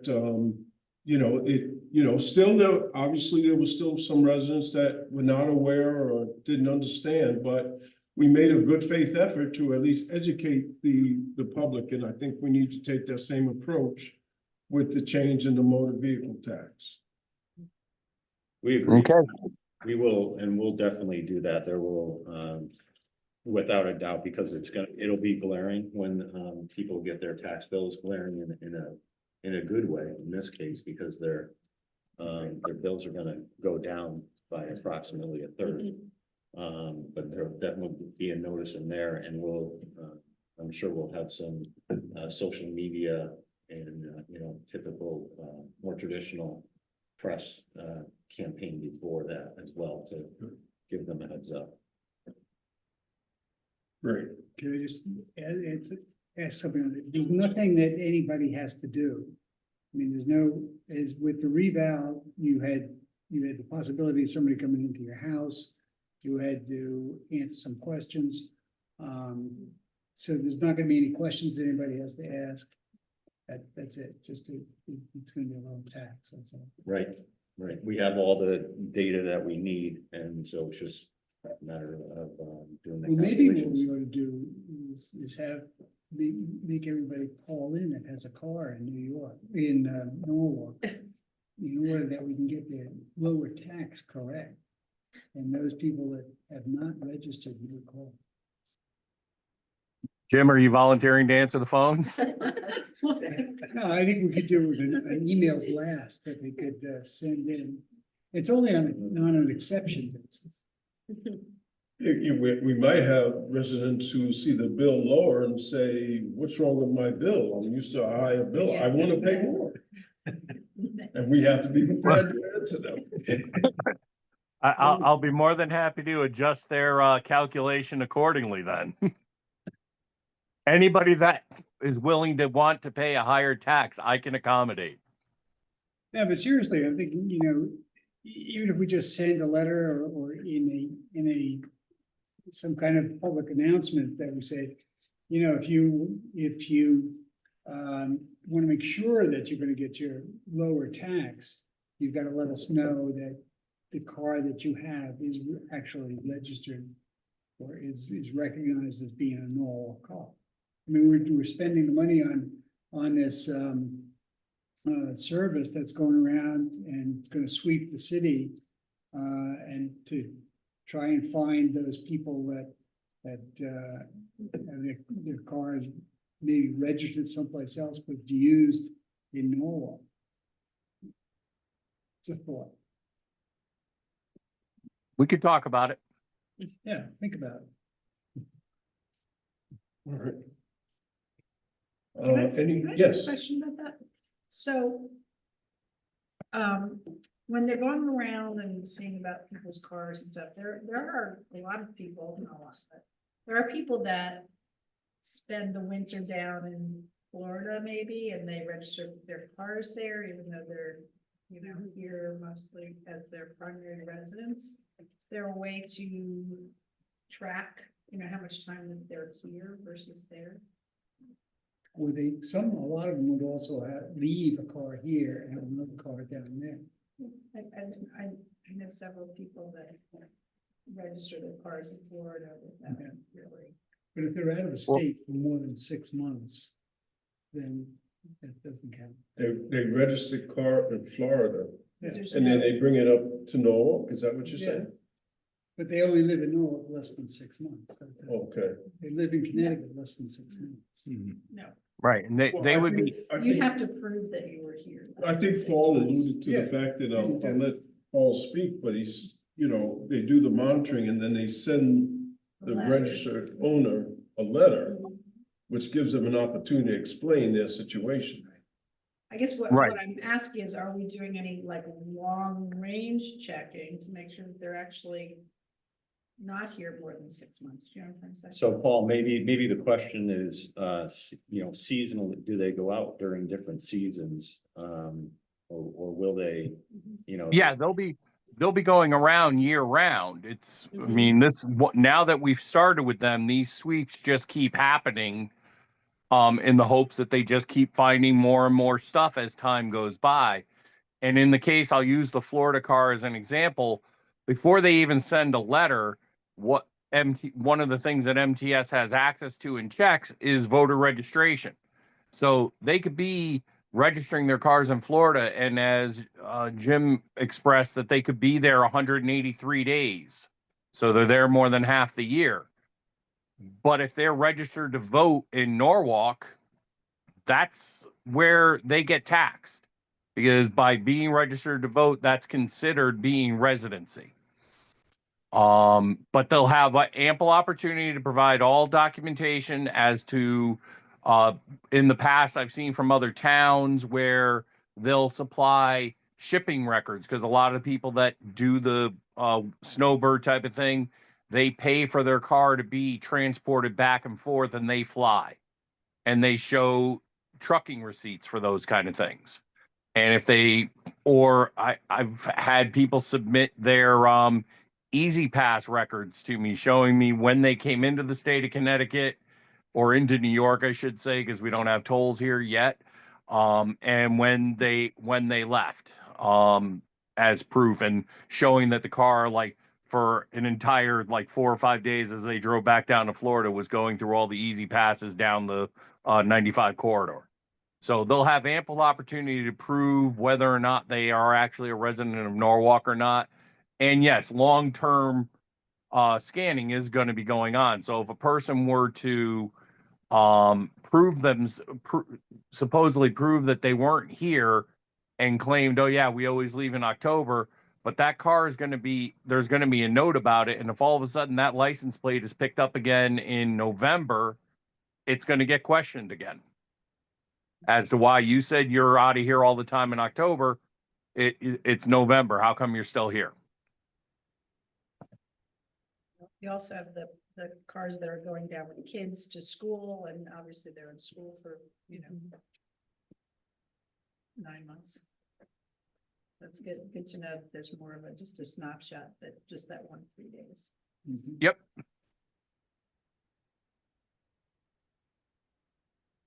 Okay, any additional comments or questions for the tax assessor? Okay, Paul, thank you for the update. And Thank you very much for having me. great. You guys have a great evening.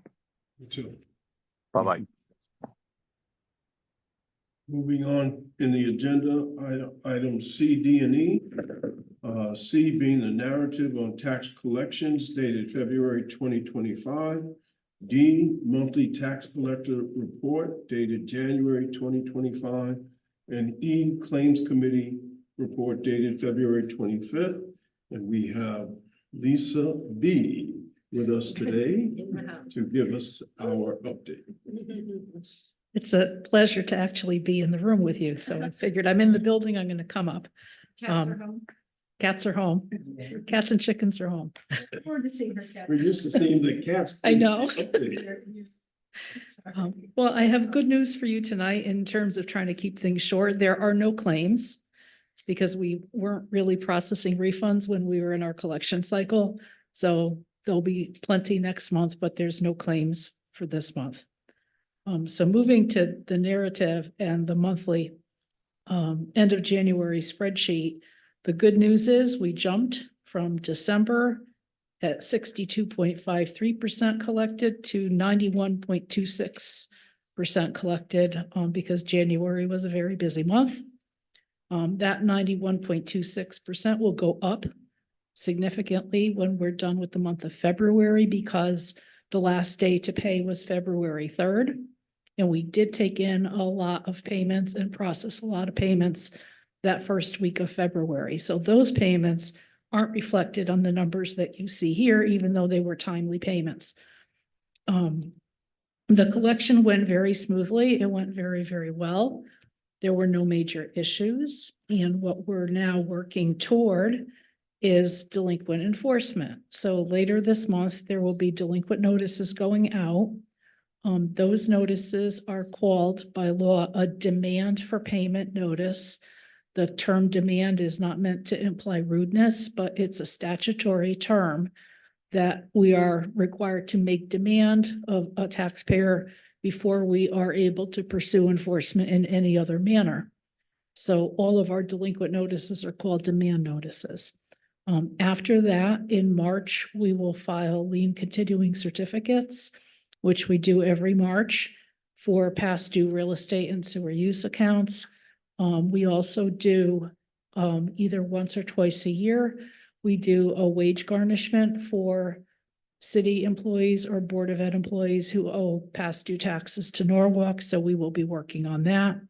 We're working with the health department, with the sanitarians on accounts that are seeking their health permit renewal, but owe significantly delinquent taxes. If it's a year or more late, they have to pay those taxes before they can get their permit renewed.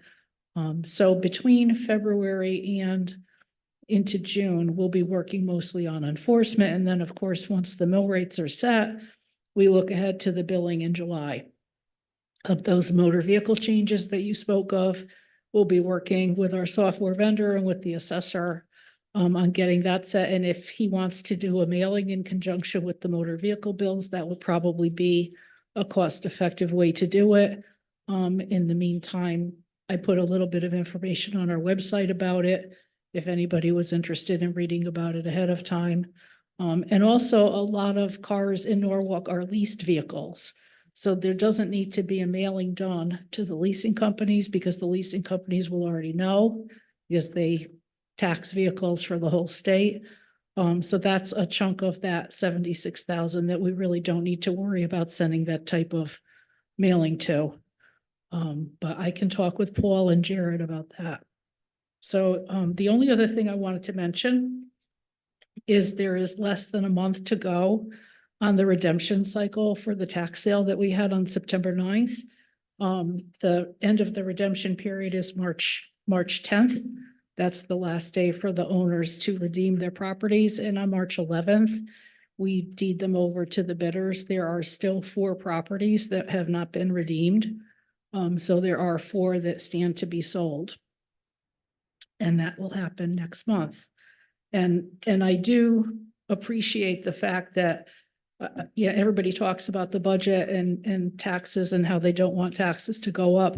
But when I come before you all year long and I talk about enforcement, I always try to stress one of the reasons why we try to do the enforcement that we do and be persistent and be consistent is that as we have a higher current collection rate, the higher it goes, the lower the mill rate needs to be. And conversely, if our current collection rate were lower, if our enforcement were not as diligent and not as efficient and not as consistent, that mill rate would have to be higher because you're still spending the same amount of money. So when you decide what you want to prioritize in your spending and what services you want to provide, you set a mill rate that is based upon a collection rate that the CFO deems appropriate or necessary, and we meet that goal. We usually exceed that goal. We can only do that with the support of the administration and you when your constituents call and say, I can't get a health permit, I can't register my car. I don't want to have a lien on my property, but we need to do these things in order to let the Board of Estimate set as low of a mill rate as possible. And you hear how challenging it is when you have a room full of people asking you, everybody wants more services. So I appreciate the support that our division gets all year. When you get those difficult calls from your customers, they're our customers too, you know, your constituents, my customers. So I appreciate the support, and I just try to stress that it is for good intentions. It's for the good of the city overall that we do these things. And I'm glad to take your questions. Any questions? Or comments? Yes, Councilman Jim Freya. Lisa, we've heard in the past that you've had some glitches, some bumps in the road with your processing system. How are they working? This is the We new actually, yeah, things are moving ahead. It's not quite there yet, but we did have another meeting as recently as within the past couple weeks. And I had made a list of things that I was hoping they would be able to work on, and they are committed to doing that.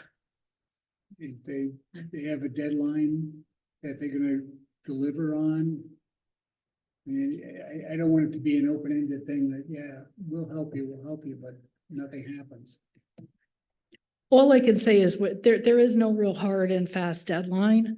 But it's much better than it was. And just as an example, the fact that we did not have the lines this past collection cycle that we did exactly a year ago, where the lines were literally down to the foyer of the building. We did not have lines really at all in this cycle because I was able to use the software to get my bills out when not as early as I wanted, but earlier than before. And that's the kind of thing I'm looking for their help with. And I believe they are committed to helping us. And that enables you to do report writers as well, I mean, that you can extract information that you need to do specialized analysis if you have to. Not really. Their reports are like, I would call canned reports. And we are having still some issues with those. But can you do ad hoc reports that you might want to you want to look at a certain thing, a certain trend or whatever? Do you have the ability to write reports ad hoc? It's I do a not. canned report. No, I don't. Okay. No, Can IT help you with that at all? they might be able to. Or I would think that the package that you've got has got a report writer in it. No, No. We can extract the data and we do. You know, for example, the brand list, and most of this is probably more on Paul's end of things. But we can extract that data and put it into Excel. And we do that often to analyze the data. Okay. But right, there aren't any and there's not really any canned analysis or reports that come along with it. Yeah. And I'm not talking about the canned reports, I'm talking about the ability to do an ad hoc extraction from the database. Yep, we can do that. We've done it, we've done it in a number of different ways. Looking at motor vehicles, we were looking at the increases in commercial taxes, or in this case, decreases in commercial taxes paid. So there's definitely, they have all of our data, so, you know, it's just a matter of figuring out how to get it out of their system. Yeah. Okay, good. Thank you. One question, I see that, I mean, now that we have 3 cannabis dispensaries online, the number is slowly starting to grow. Are we just keeping that in the cannabis account, or what are we doing with that number, which is starting to grow? the amounts that you see in this report Right. still reflect only the 2. Next month, the 3rd one will be reflected. We'll start to see the 3rd one You in the will. next month's report. That So is the number correct. will be even higher. Yes, that is correct. Yes. But Yeah. I'll let Jared speak to where the money goes. All I do is collect it. I don't know where it goes. Yeah, so the money is required by law. We're required to set it aside and use it for certain purposes, including things like job creation in certain areas, social services, human services. And so it's, you know, we need to look at what's coming in, and probably not something that we would look at, all right, we got X amount this month, let's figure out how we're gonna use that. I think we probably need to look at it in a chunk of money over a year or 2, and then you'll have a good a good amount that we could, allocate appropriately and more impactful, I guess. Okay, understood. Do we have an idea or have we discussed like what is that goal? Like if we hit like $1 million, now we start thinking about how we use it, or is it a lower number? We haven't discussed that yet. But you know, we're getting to the point with the third one coming on board where we will be doing that in the next month or two. Okay. I'm billing now about this past month, I billed about $32,000. So if it stays that amount or goes up, that gives you an idea with the third one on board, what the amounts would be. I have a question. Jared, could you just say a little more about what would be the input process in terms of where those funds go? So I know that there's sort of state regulations or statutes as to what kinds of things it can be applied to, but what would be sort of the consensus or the input process? So typically, I think most of this would fall in the area of community services, and so Lamont would, in a lot of cases, reach out to potential stakeholders and, you know, convene a group to get feedback from them as to, you know, where it could best be used. Whether we decide that that's the same way to go with this, I think is to be determined. Thank you.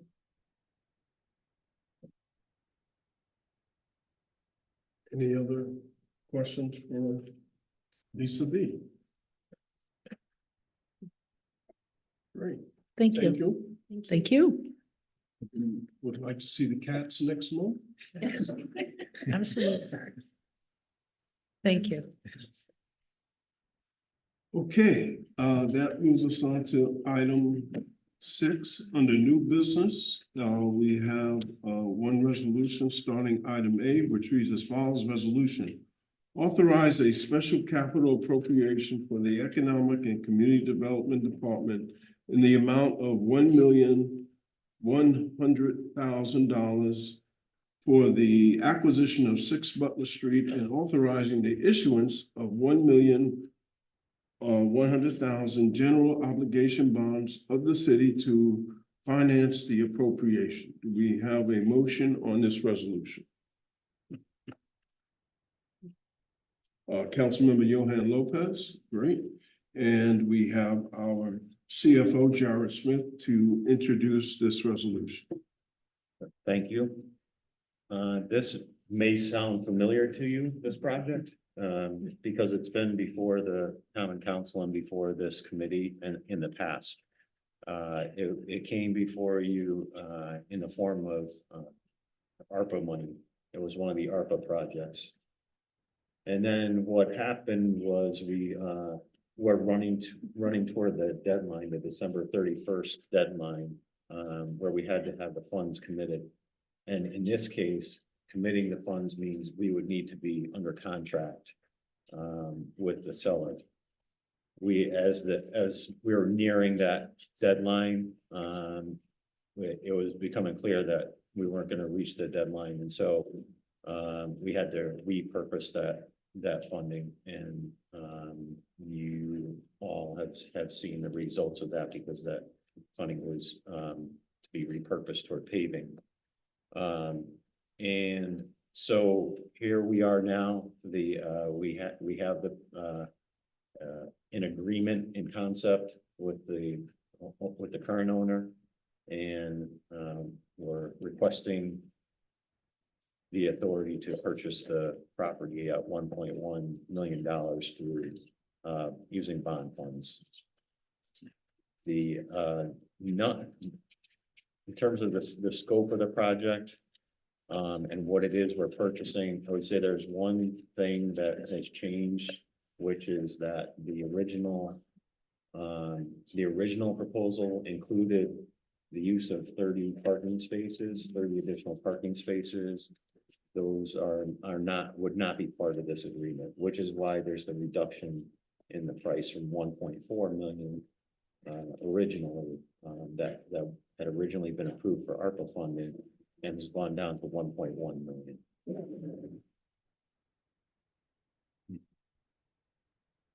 Happy to take any questions. Any questions as it relates to this resolution? What happens? Are we under contract with this now? No, You know, I'm thinking back when it was ARPA funds, it seemed like a good idea. I'm not quite sure that.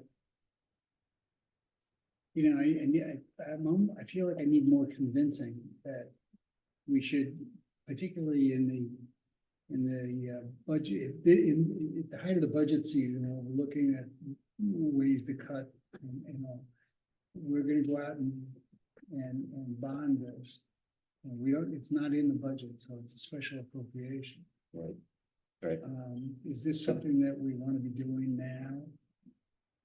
Would it be helpful if I, because I didn't talk about the project, I assume that you guys had maybe heard enough about it, but if you want me to, restate the project and the purpose of it, I don't know if that would be helpful or not, but I'm happy to do that. Yeah, if you don't mind, I think it would be helpful. Sure. I mean, for somebody, I don't know if everybody else on here knows what the history is. Right, so this is, it's a privately owned, piece of property, used to have a home on it. I believe the home has been, demolished at this point. And the, attractiveness to the city is that it's right now, it's kind of, on an island surrounded by, different cultural and arts, assets that are, related to the city, and also connecting to Wall Street, where there's about to be a boom development, and so this is it's I think it's important to for the city to have control of the property, because it kind of rounds it out and helps to tie everything together, where right now there's a gap. There's the Fair Park, there's Lockwood Matthews, so that there's stepping stones in the area, a Center for Contemporary Printmaking, Matthews Park, so all of those things in that area. And then you have this kind of one isolated piece of property, and so that's the importance of it to us. And at one time, I believe somebody wanted to put some affordable housing in there too. It's not that big. It's not. It was gonna be very small. I think that's probably the reason why they didn't go ahead and do it. It was gonna be like 10 apartments or something like that. It's kind of a shame that we gave up all the parking across the street that the city owned where the Y was. There's a lot that had been deeded to the city. Got sold. Yeah. But there is a need for more parking. Yeah. Right. How many parking spaces could we, well, we couldn't use it for parking, would we? The other thing is right Partially. next to it is the gas station too. Yes. Which eventually would be nice to, round out and have that little. Yeah. Yeah. And there's also like the Norwalk Arts Space is a wonderful, Right. wonderful thing, but they really don't have parking because now the big buildings are there, so. Yeah. It would be really nice to have parking for people to go across the street. They do a lot of like food programs for kids and stuff like that. It's a wonderful asset for the city. And I think that, me personally, I think it would be great to have that parking there for people to utilize it. It's an expensive parking. It is.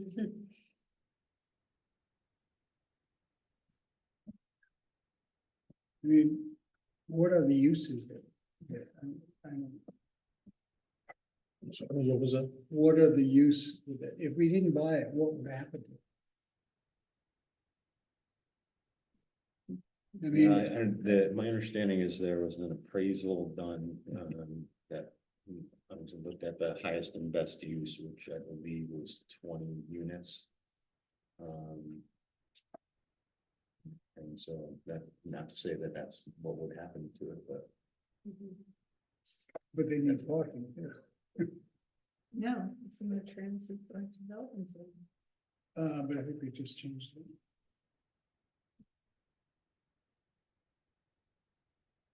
So. I think they changed the. parking requirements. Requirements. Okay, and You're getting there. I'm not there yet. Well, and the other thing is, why is parking so important? Because again, you could convince me otherwise. However, our assets that Lockwood Matthews mentioned are assets, people coming to the city, stepping stone, people coming to the city, the printmaking, the art center. It's like people aren't, I know that's why I was saying transit or development, people are driving to these locations, and I think that it's an asset and, brings in revenue from the city, I would hope.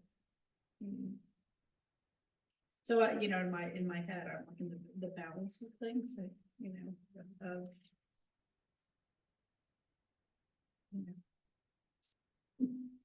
I personally think it would be good. I think it's a great benefit to idea. the city, Don't get but me you're right, wrong. financially, it's. I think it's a great idea. I'm just concerned about. This has been going on for years, I think. And we've been trying to get it. Let me think. What do you guys feel? Yeah, does it, how does anybody else feel? Jim and I. I mean, I'm with Heather. I mean, I think that that area of the city is so attractive and draws in so many diverse residents and people from outside of Norwalk. But if somebody had a 20 resident affordable housing, what do we need more? Affordable housing, or we need an open space there? That's my opinion. Well, and I'd like to see more trees on it too. I mean, Yeah, there's a lot of housing. There's a lot of density in that area as well. That is a big change in the, the overall feel of that part of the city. What do you think, Greg? No, I'm in Pros and favor of cons.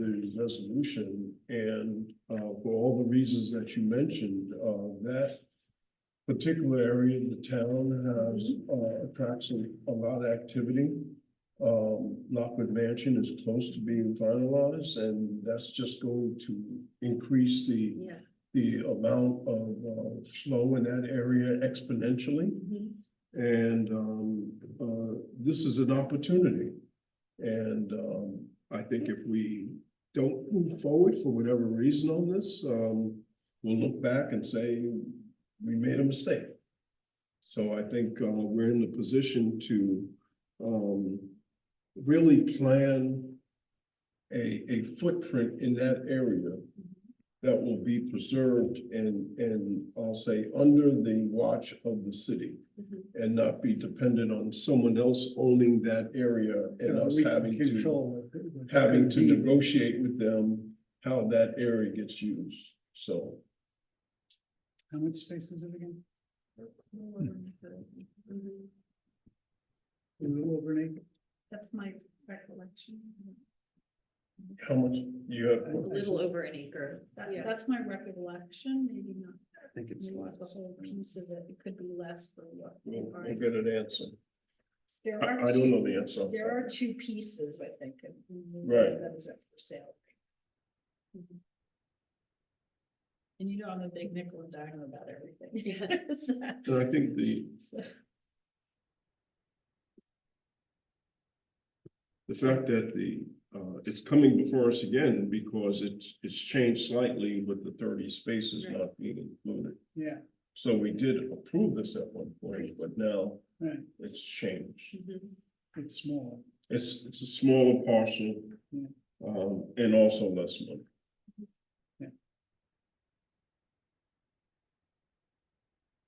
I think I was a little in favor of it the last time we talked about it. But all of a sudden now I'm realizing that Well, It's about a fifth of an acre. A fifth of an acre. That's not a lot That of could be space. 40 units. That's, yeah, that 20. That's a lot of money for a fifth of an acre. It is. Sure, so what are our options at the moment? If this isn't moved forward tonight, I mean. Let's say if we, to Jim's point, I can see the dilemma. Let's say we decide to like table it, Jared, what problems would that possibly present? I don't know exactly. I wasn't involved in the negotiation. You know, we did negotiate the best price that we could get for this. So I guess we'd have to go back to the drawing board and figure out what the next steps are. I don't know that there's a plan B at this point.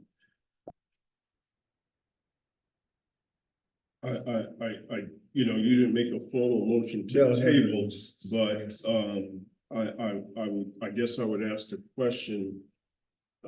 If we did not move this forward, what would you be looking for? A better price, or what would be the change in variables?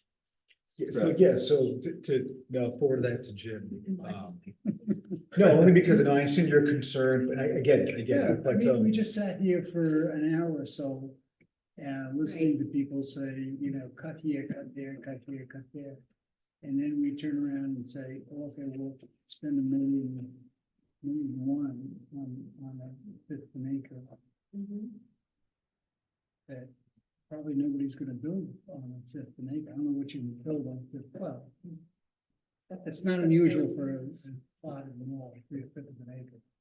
You could put something, you could put one little house on it.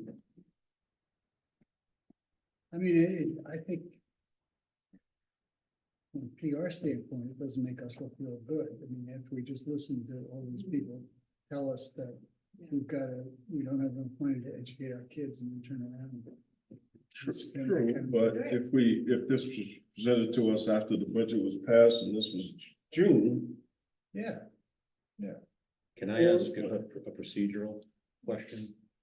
If you go against this, does it go to the full council with a negative recommendation and they vote on it, or it just dies? it goes back to. Yeah, it stops, because if it's before the finance committee to approve it. As new business. And then our approval would mean it then goes to the full council for final ratification. If the committee does not approve it, it doesn't surpass the committee and then go to the council anyhow. The committee is saying, we're not in agreement with this item. Let me ask you, do we have a contract on this now? There's a pending, there's not a signed there's not an executed contract.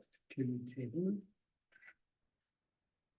You could table it for, I guess, for what purpose? That was the question I was saying. If we did not approve it tonight, what changes are we looking to see occur in this resolution? We know the size, Well, I mean, we know the area, we know the amount. So what is the? It's not in the budget now. Not in our existing budget. No, it's a special, you're correct, it's a special capital So appropriation. if we, and we don't, and we're trying to cut left and right for its current budget, so we can't put it in next year's budget. Unless we have room in next year's budget to put it in. Then I feel more comfortable. I mean, I just, the optics of the thing just. Would it be helpful if, rather than tabling it, to get it out of the committee and in the next couple of days, we could have the conversation, administration can have the conversation about what if this doesn't pass? And then at least the the full council would have an opportunity to weigh in on it. Give the full council an opportunity to weigh in. So put it to the council. Yeah. Right. do that. By a vote against it. More And- people and- thinking about and- it together. And we may have some more information at that point about if there are alternatives or, may be able to answer some of those questions. I think that's fair. Moving forward Yeah. with the- That's one approach and that, Let's take a vote. Yeah. with the understanding that there will be more discussion. It won't be on the consent agenda. Well, No, it Darren- will not be on the Yeah. consent. Can we make agenda. sure that Darren, Well, we hear from Darren before the Yeah. common council meeting? I'd like to. Some communication. well, you can make sure that's not on the consent. agenda. You can too. Okay. Are we comfortable with that Yeah. strategy? So, That makes sense. I'll, just for sake of the record, I'll do a roll call vote. Councilmember Doug Sutton. So that the scribe knows, is that a yay or nay? That's a yay and a nay. No, I don't have any special. We're voting for it. We're voting. The council and then the We're meantime. voting on this resolution A, so I'm calling for your vote. Is it a yay or nay or abstention? Oh, no, that was in favor. You're in Yay. favor. Okay, Councilmember Johan Lopez. Yay. Okay, Councilmember Heather Dunn. Yeah, is a yay. Councilmember Ann Witherspoon Yes. is a yay. Councilmember Jim Freya No. is a no. Okay, and Councilmember Greg Burnett is a yay. So the resolution passes and it will move forward to the full common council for final review and approval on Tuesday, February 25th.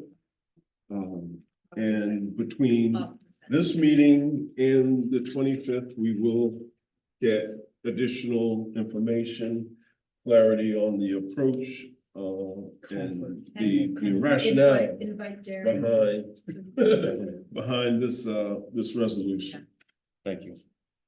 All right, okay, moving on to item B, which reads fiscal year 2025-2026 recommended operating budget and cap review, discussion and recommendation to the common council. And that will be presented, we'll start the discussion with, if there's any, you've seen the presentation at least once. The presentation on the recommended operating budget was first made on Monday to the BET. It was then presented to the full council on Tuesday of this week. It was then distributed to the full council electronically for their review. And tonight, our role is to decide on the amount of the cap recommendation to go before the common council at the Tuesday, February 25th meeting. So as opposed to going through the full presentation again, I'll start by asking if anyone had any questions related to the presentation and the recommended operating budget. I have the presentation too, if anybody. We have If you the want presentation to, as backup. to kick If them off. you have any questions, we can bring it up and address. So if you have any questions related to any specific part of the presentation, we can pull it up and I'll see if I can give additional information, dialogue, address your question you might have. So why don't we start with if there's any questions and or comments related to the recommended operating budget at this time. I feel like I could do it. I've seen it so many times. Yeah.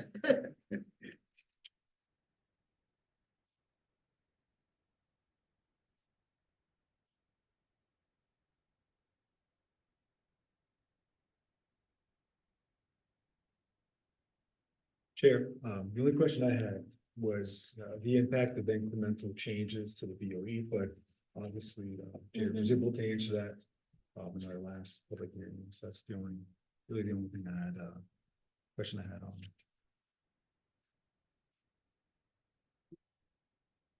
I have no questions. I think, it's a good job. I think you sharpened your pencil very nicely. I think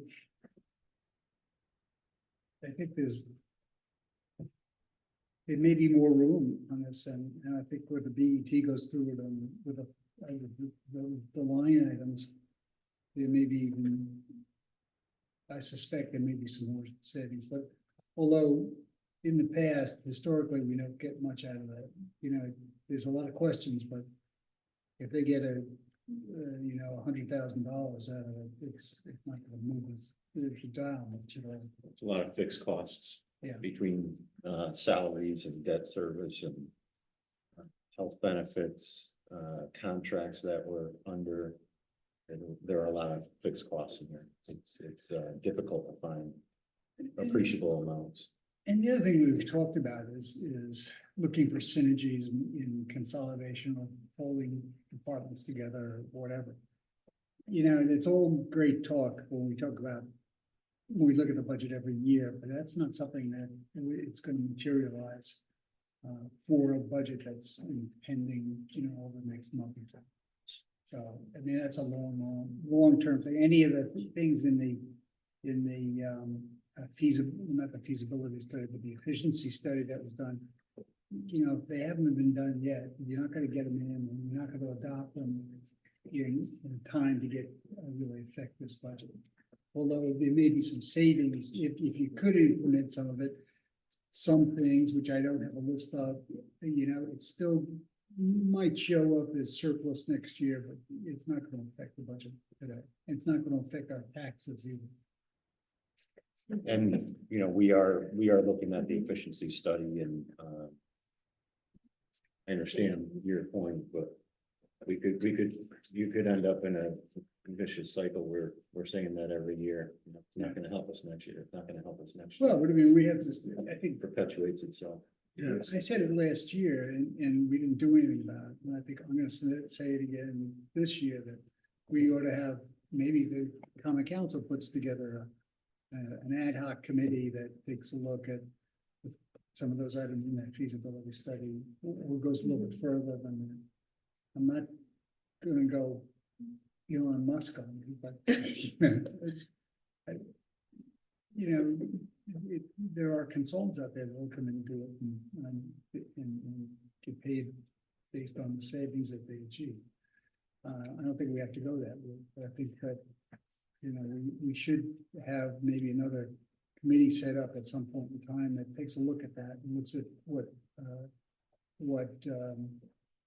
savings, what synergies, what effectiveness, how to maybe reutilize people in different ways. Chair, I think, Jim, to your point, I think we did have that discussion last year. And I think one of the proposals was actually establishing an ad hoc committee for that sole reason. But I think there's an opportunity to really go back and talk about it again, but really going forward, really make sure there is a plan in place, and we can kind of track progress, that sort of thing. So. I know I recall during the joint meeting, our CFO, or part of the presentation talks to the, if we were to consider the full funding of the Board of Ed's request of 9.7%, $22 million, we've received quite a few emails to fully fund the Board of Ed. We had the public hearing tonight.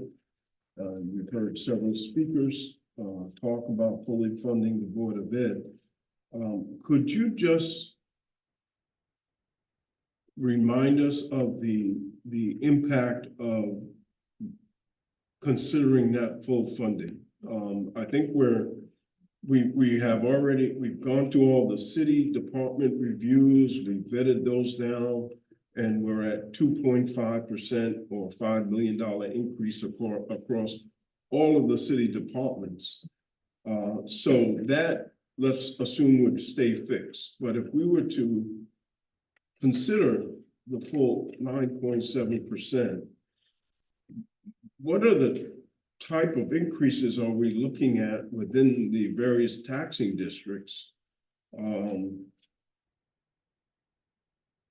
That would have to be absorbed by Norwalk residents if we were to look at a $22 million increase to the Board of Ed.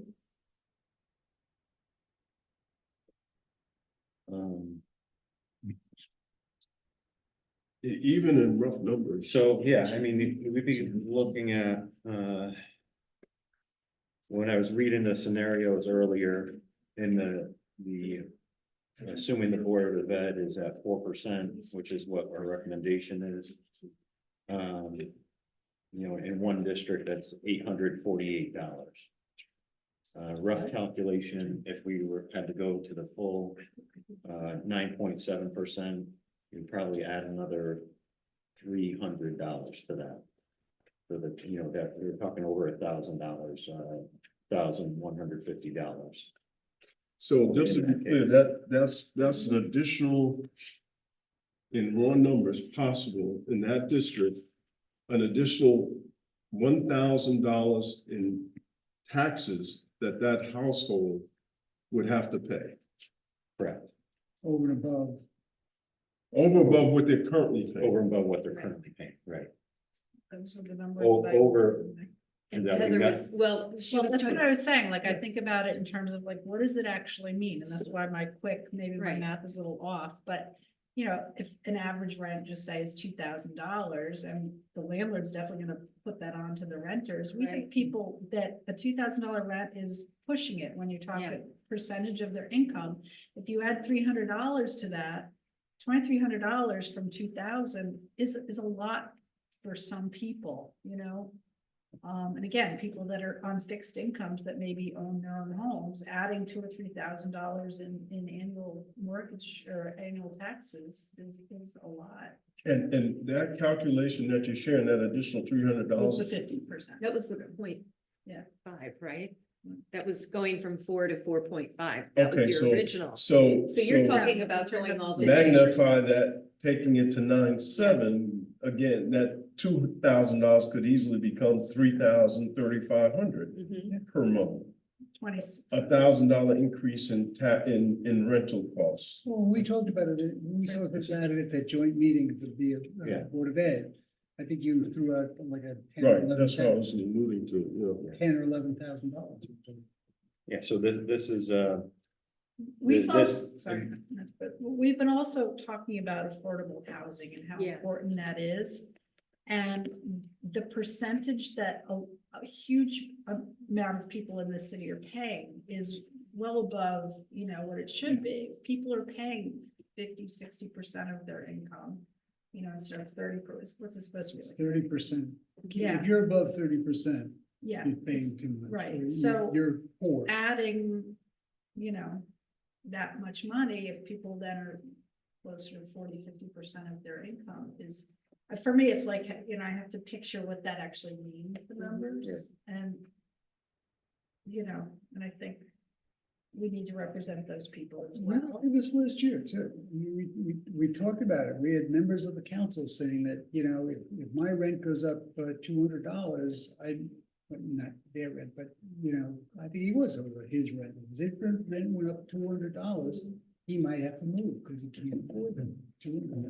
Chair, let me add to, I understand that, look, I heard some people say, look, I don't mind paying more money in taxes, but that's not everyone, right? You The have- other ones have kids. Right, I'm not pointing- you have some families who have kids in schools that would, I have no problem paying more because they're in a position to be able to pay more. And you might have families that have kids in the school system who just might not be in a position to pay more. Then you also have folks who are retired living fixed incomes or families that are just starting out. So, you know, for us, it's more of a challenge because we have to think about everyone entirely and see what's best for everyone, while also considering the needs of the students, right? No one here is anti-student. So, but to your point, right, it is something about affordability at a greater scale. And I think this will certainly hurt people from certain districts, but also from certain incomes. Mhm. So it's tough, but you know, Yeah, I mean, we've heard everyone. We were in the same position last year. So We've lost a lot of our middle, you know. Yeah. it's true. So, yeah. High and low is Norwalk, it's just getting more diverse, so Yeah, so those are just my comments, Chair. it's gonna be hard for everybody. Just to round out the analysis, those numbers that I was talking about is based on the median home. And the median home, so for example, in the first district is $368,000. Tax bill, currently about 6,400, would go up to 7,200. And then going to 9.7 would probably add another, like I said, another $300 to that. That would be about $100 a month increase for that district. 5 by 12, Right. yeah. Right. Okay. There's not a lot of houses. Right. And so at the top end, so that's Tell me the, what. you don't want to know Yeah. that your district? District 6. District 6. District 6, let's see. Now, let's look at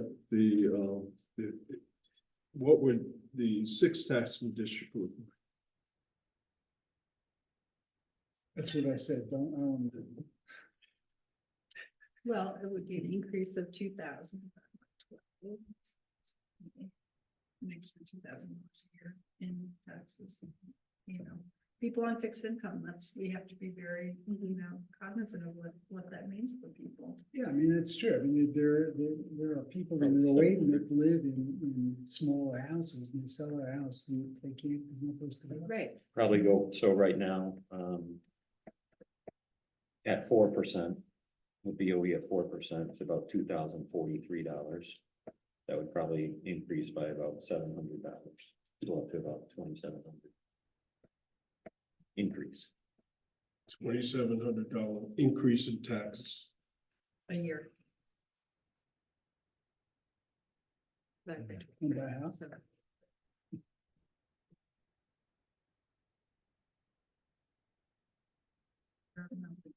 Retired people, I mean, the pension's not going. Right. Well, that's the argument that a lot of people have, that I hear from some people, is like, hey, if you're retired, I mean, you don't go to the pension and say, hey, could you give me another $2,300 this year? Right. There's no raises, you look at, We don't know what's happening with Social Security, potentially. you had to bring that up. Sorry. Yeah, I mean, even the Sorry. increase in You get Social back to Security work, is not that much. No, right? no. So, Okay, do And we have? again, it's one of those things where I don't think people know about this, and I think the school district has been really good about, we got massive emails about the impacts of the schools, but I think that, a lot of our seniors fixed income people are not aware of, to be able to speak out and talk to us about how it impacts them. It would be nice to kind of know. but those people aren't gonna say anything. There's a woman that I know that I go to church with every once in a while. Doesn't live in the sixth taxing district. She lives, I think, in third. And she's all by herself and she's on fixed income. And, it's just really hard for her to come up with another couple $100 a year. And again, these are our neighbors, our community people. We don't want to lose, the people that really make our community what it is. And have been here for a long time. There were people. And again, I think when we look at the affordable housing and the presentation we just had, which was very comprehensive about how many people who have employment in Norwalk and can't necessarily afford to live here. We want as a city to be able to have, particularly our, first responders and our law enforcement and teachers and social workers to be able to live here. Even service workers. Service workers, As well. essential workers, yes. But that's workforce housing. isn't it? That's all. Yeah. Right. The other. I don't even as- mean specifically Yeah. occupationally, I meant, yeah. The other aspect that we have to look at occasionally too, is not occasionally, but, you know, I've been talking to people, department heads, and you know, there's a lot of pressure on salaries that we're giving them. You know, they're not, unless they're in a union, they're not getting very big raises. You know, and to keep people, to keep young people, you know, we get a lot of young, one of the strengths I think that Norwalk has is that we've got department heads that are really very good. And, you know, here we had recently hit before, that, you know, works tirelessly and creates great, great results. And, you know, if she leaves $3 on the table, she feels bad about it, collecting taxes. And, you know, people like that, you know, we're not gonna be able to hold people like that because they can go someplace else and get good money, and more money than they get at city. You know, in the TMP has got one of their guys just left, and he could go to do the same job in Stanford for $10,000 more money. So, you know, but the squeaky wheel is the Board of Ed saying, okay, we gotta have, we have to be fully funded, but what about the city? The city should be fully funded too.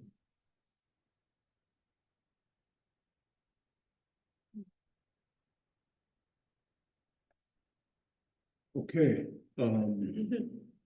if there's, no other questions of our CFO and the recommended operating budget numbers, I would like to, introduce the following recommendation, which would read as follows. Recommended fiscal year 2025. And this recommendation is based upon the numbers that are in the presentation. Recommend fiscal year 2025-2026 operating budget, maximum limit on total appropriation pursuant to section 10-5A of the city charter, whereas section 10.5A of the Norwalk Charter requires that a majority of the common council vote to establish a specific limit on local appropriations during the process of establishing the next fiscal year's operating budget. Now, therefore, be it resolved by the Finance and Claims Committee of the Common Council that the maximum limit on the total appropriation for the City of Norwalk's general fund for fiscal year beginning July 1st, 2025 shall be no more than $450,481,977. Be it further resolved that the result of this vote and resolution be forwarded to the Common Council for approval. Can I have a motion to approve this resolution? Councilmember Jim Freya. If there's no other questions or comment, I'll call for the question. All those in favor show by a sign of aye. And it is unanimous. This resolution will be moved forward to the full Common Council for their review on Tuesday, February 25th. And as stated earlier, the Common Council will then have, upon approval, this resolution will then move forward to the Board of Estimate and Taxation for further review for line by line by each department. And if the BET recommends to come in at or below this amount, the cap, then the cap will be set.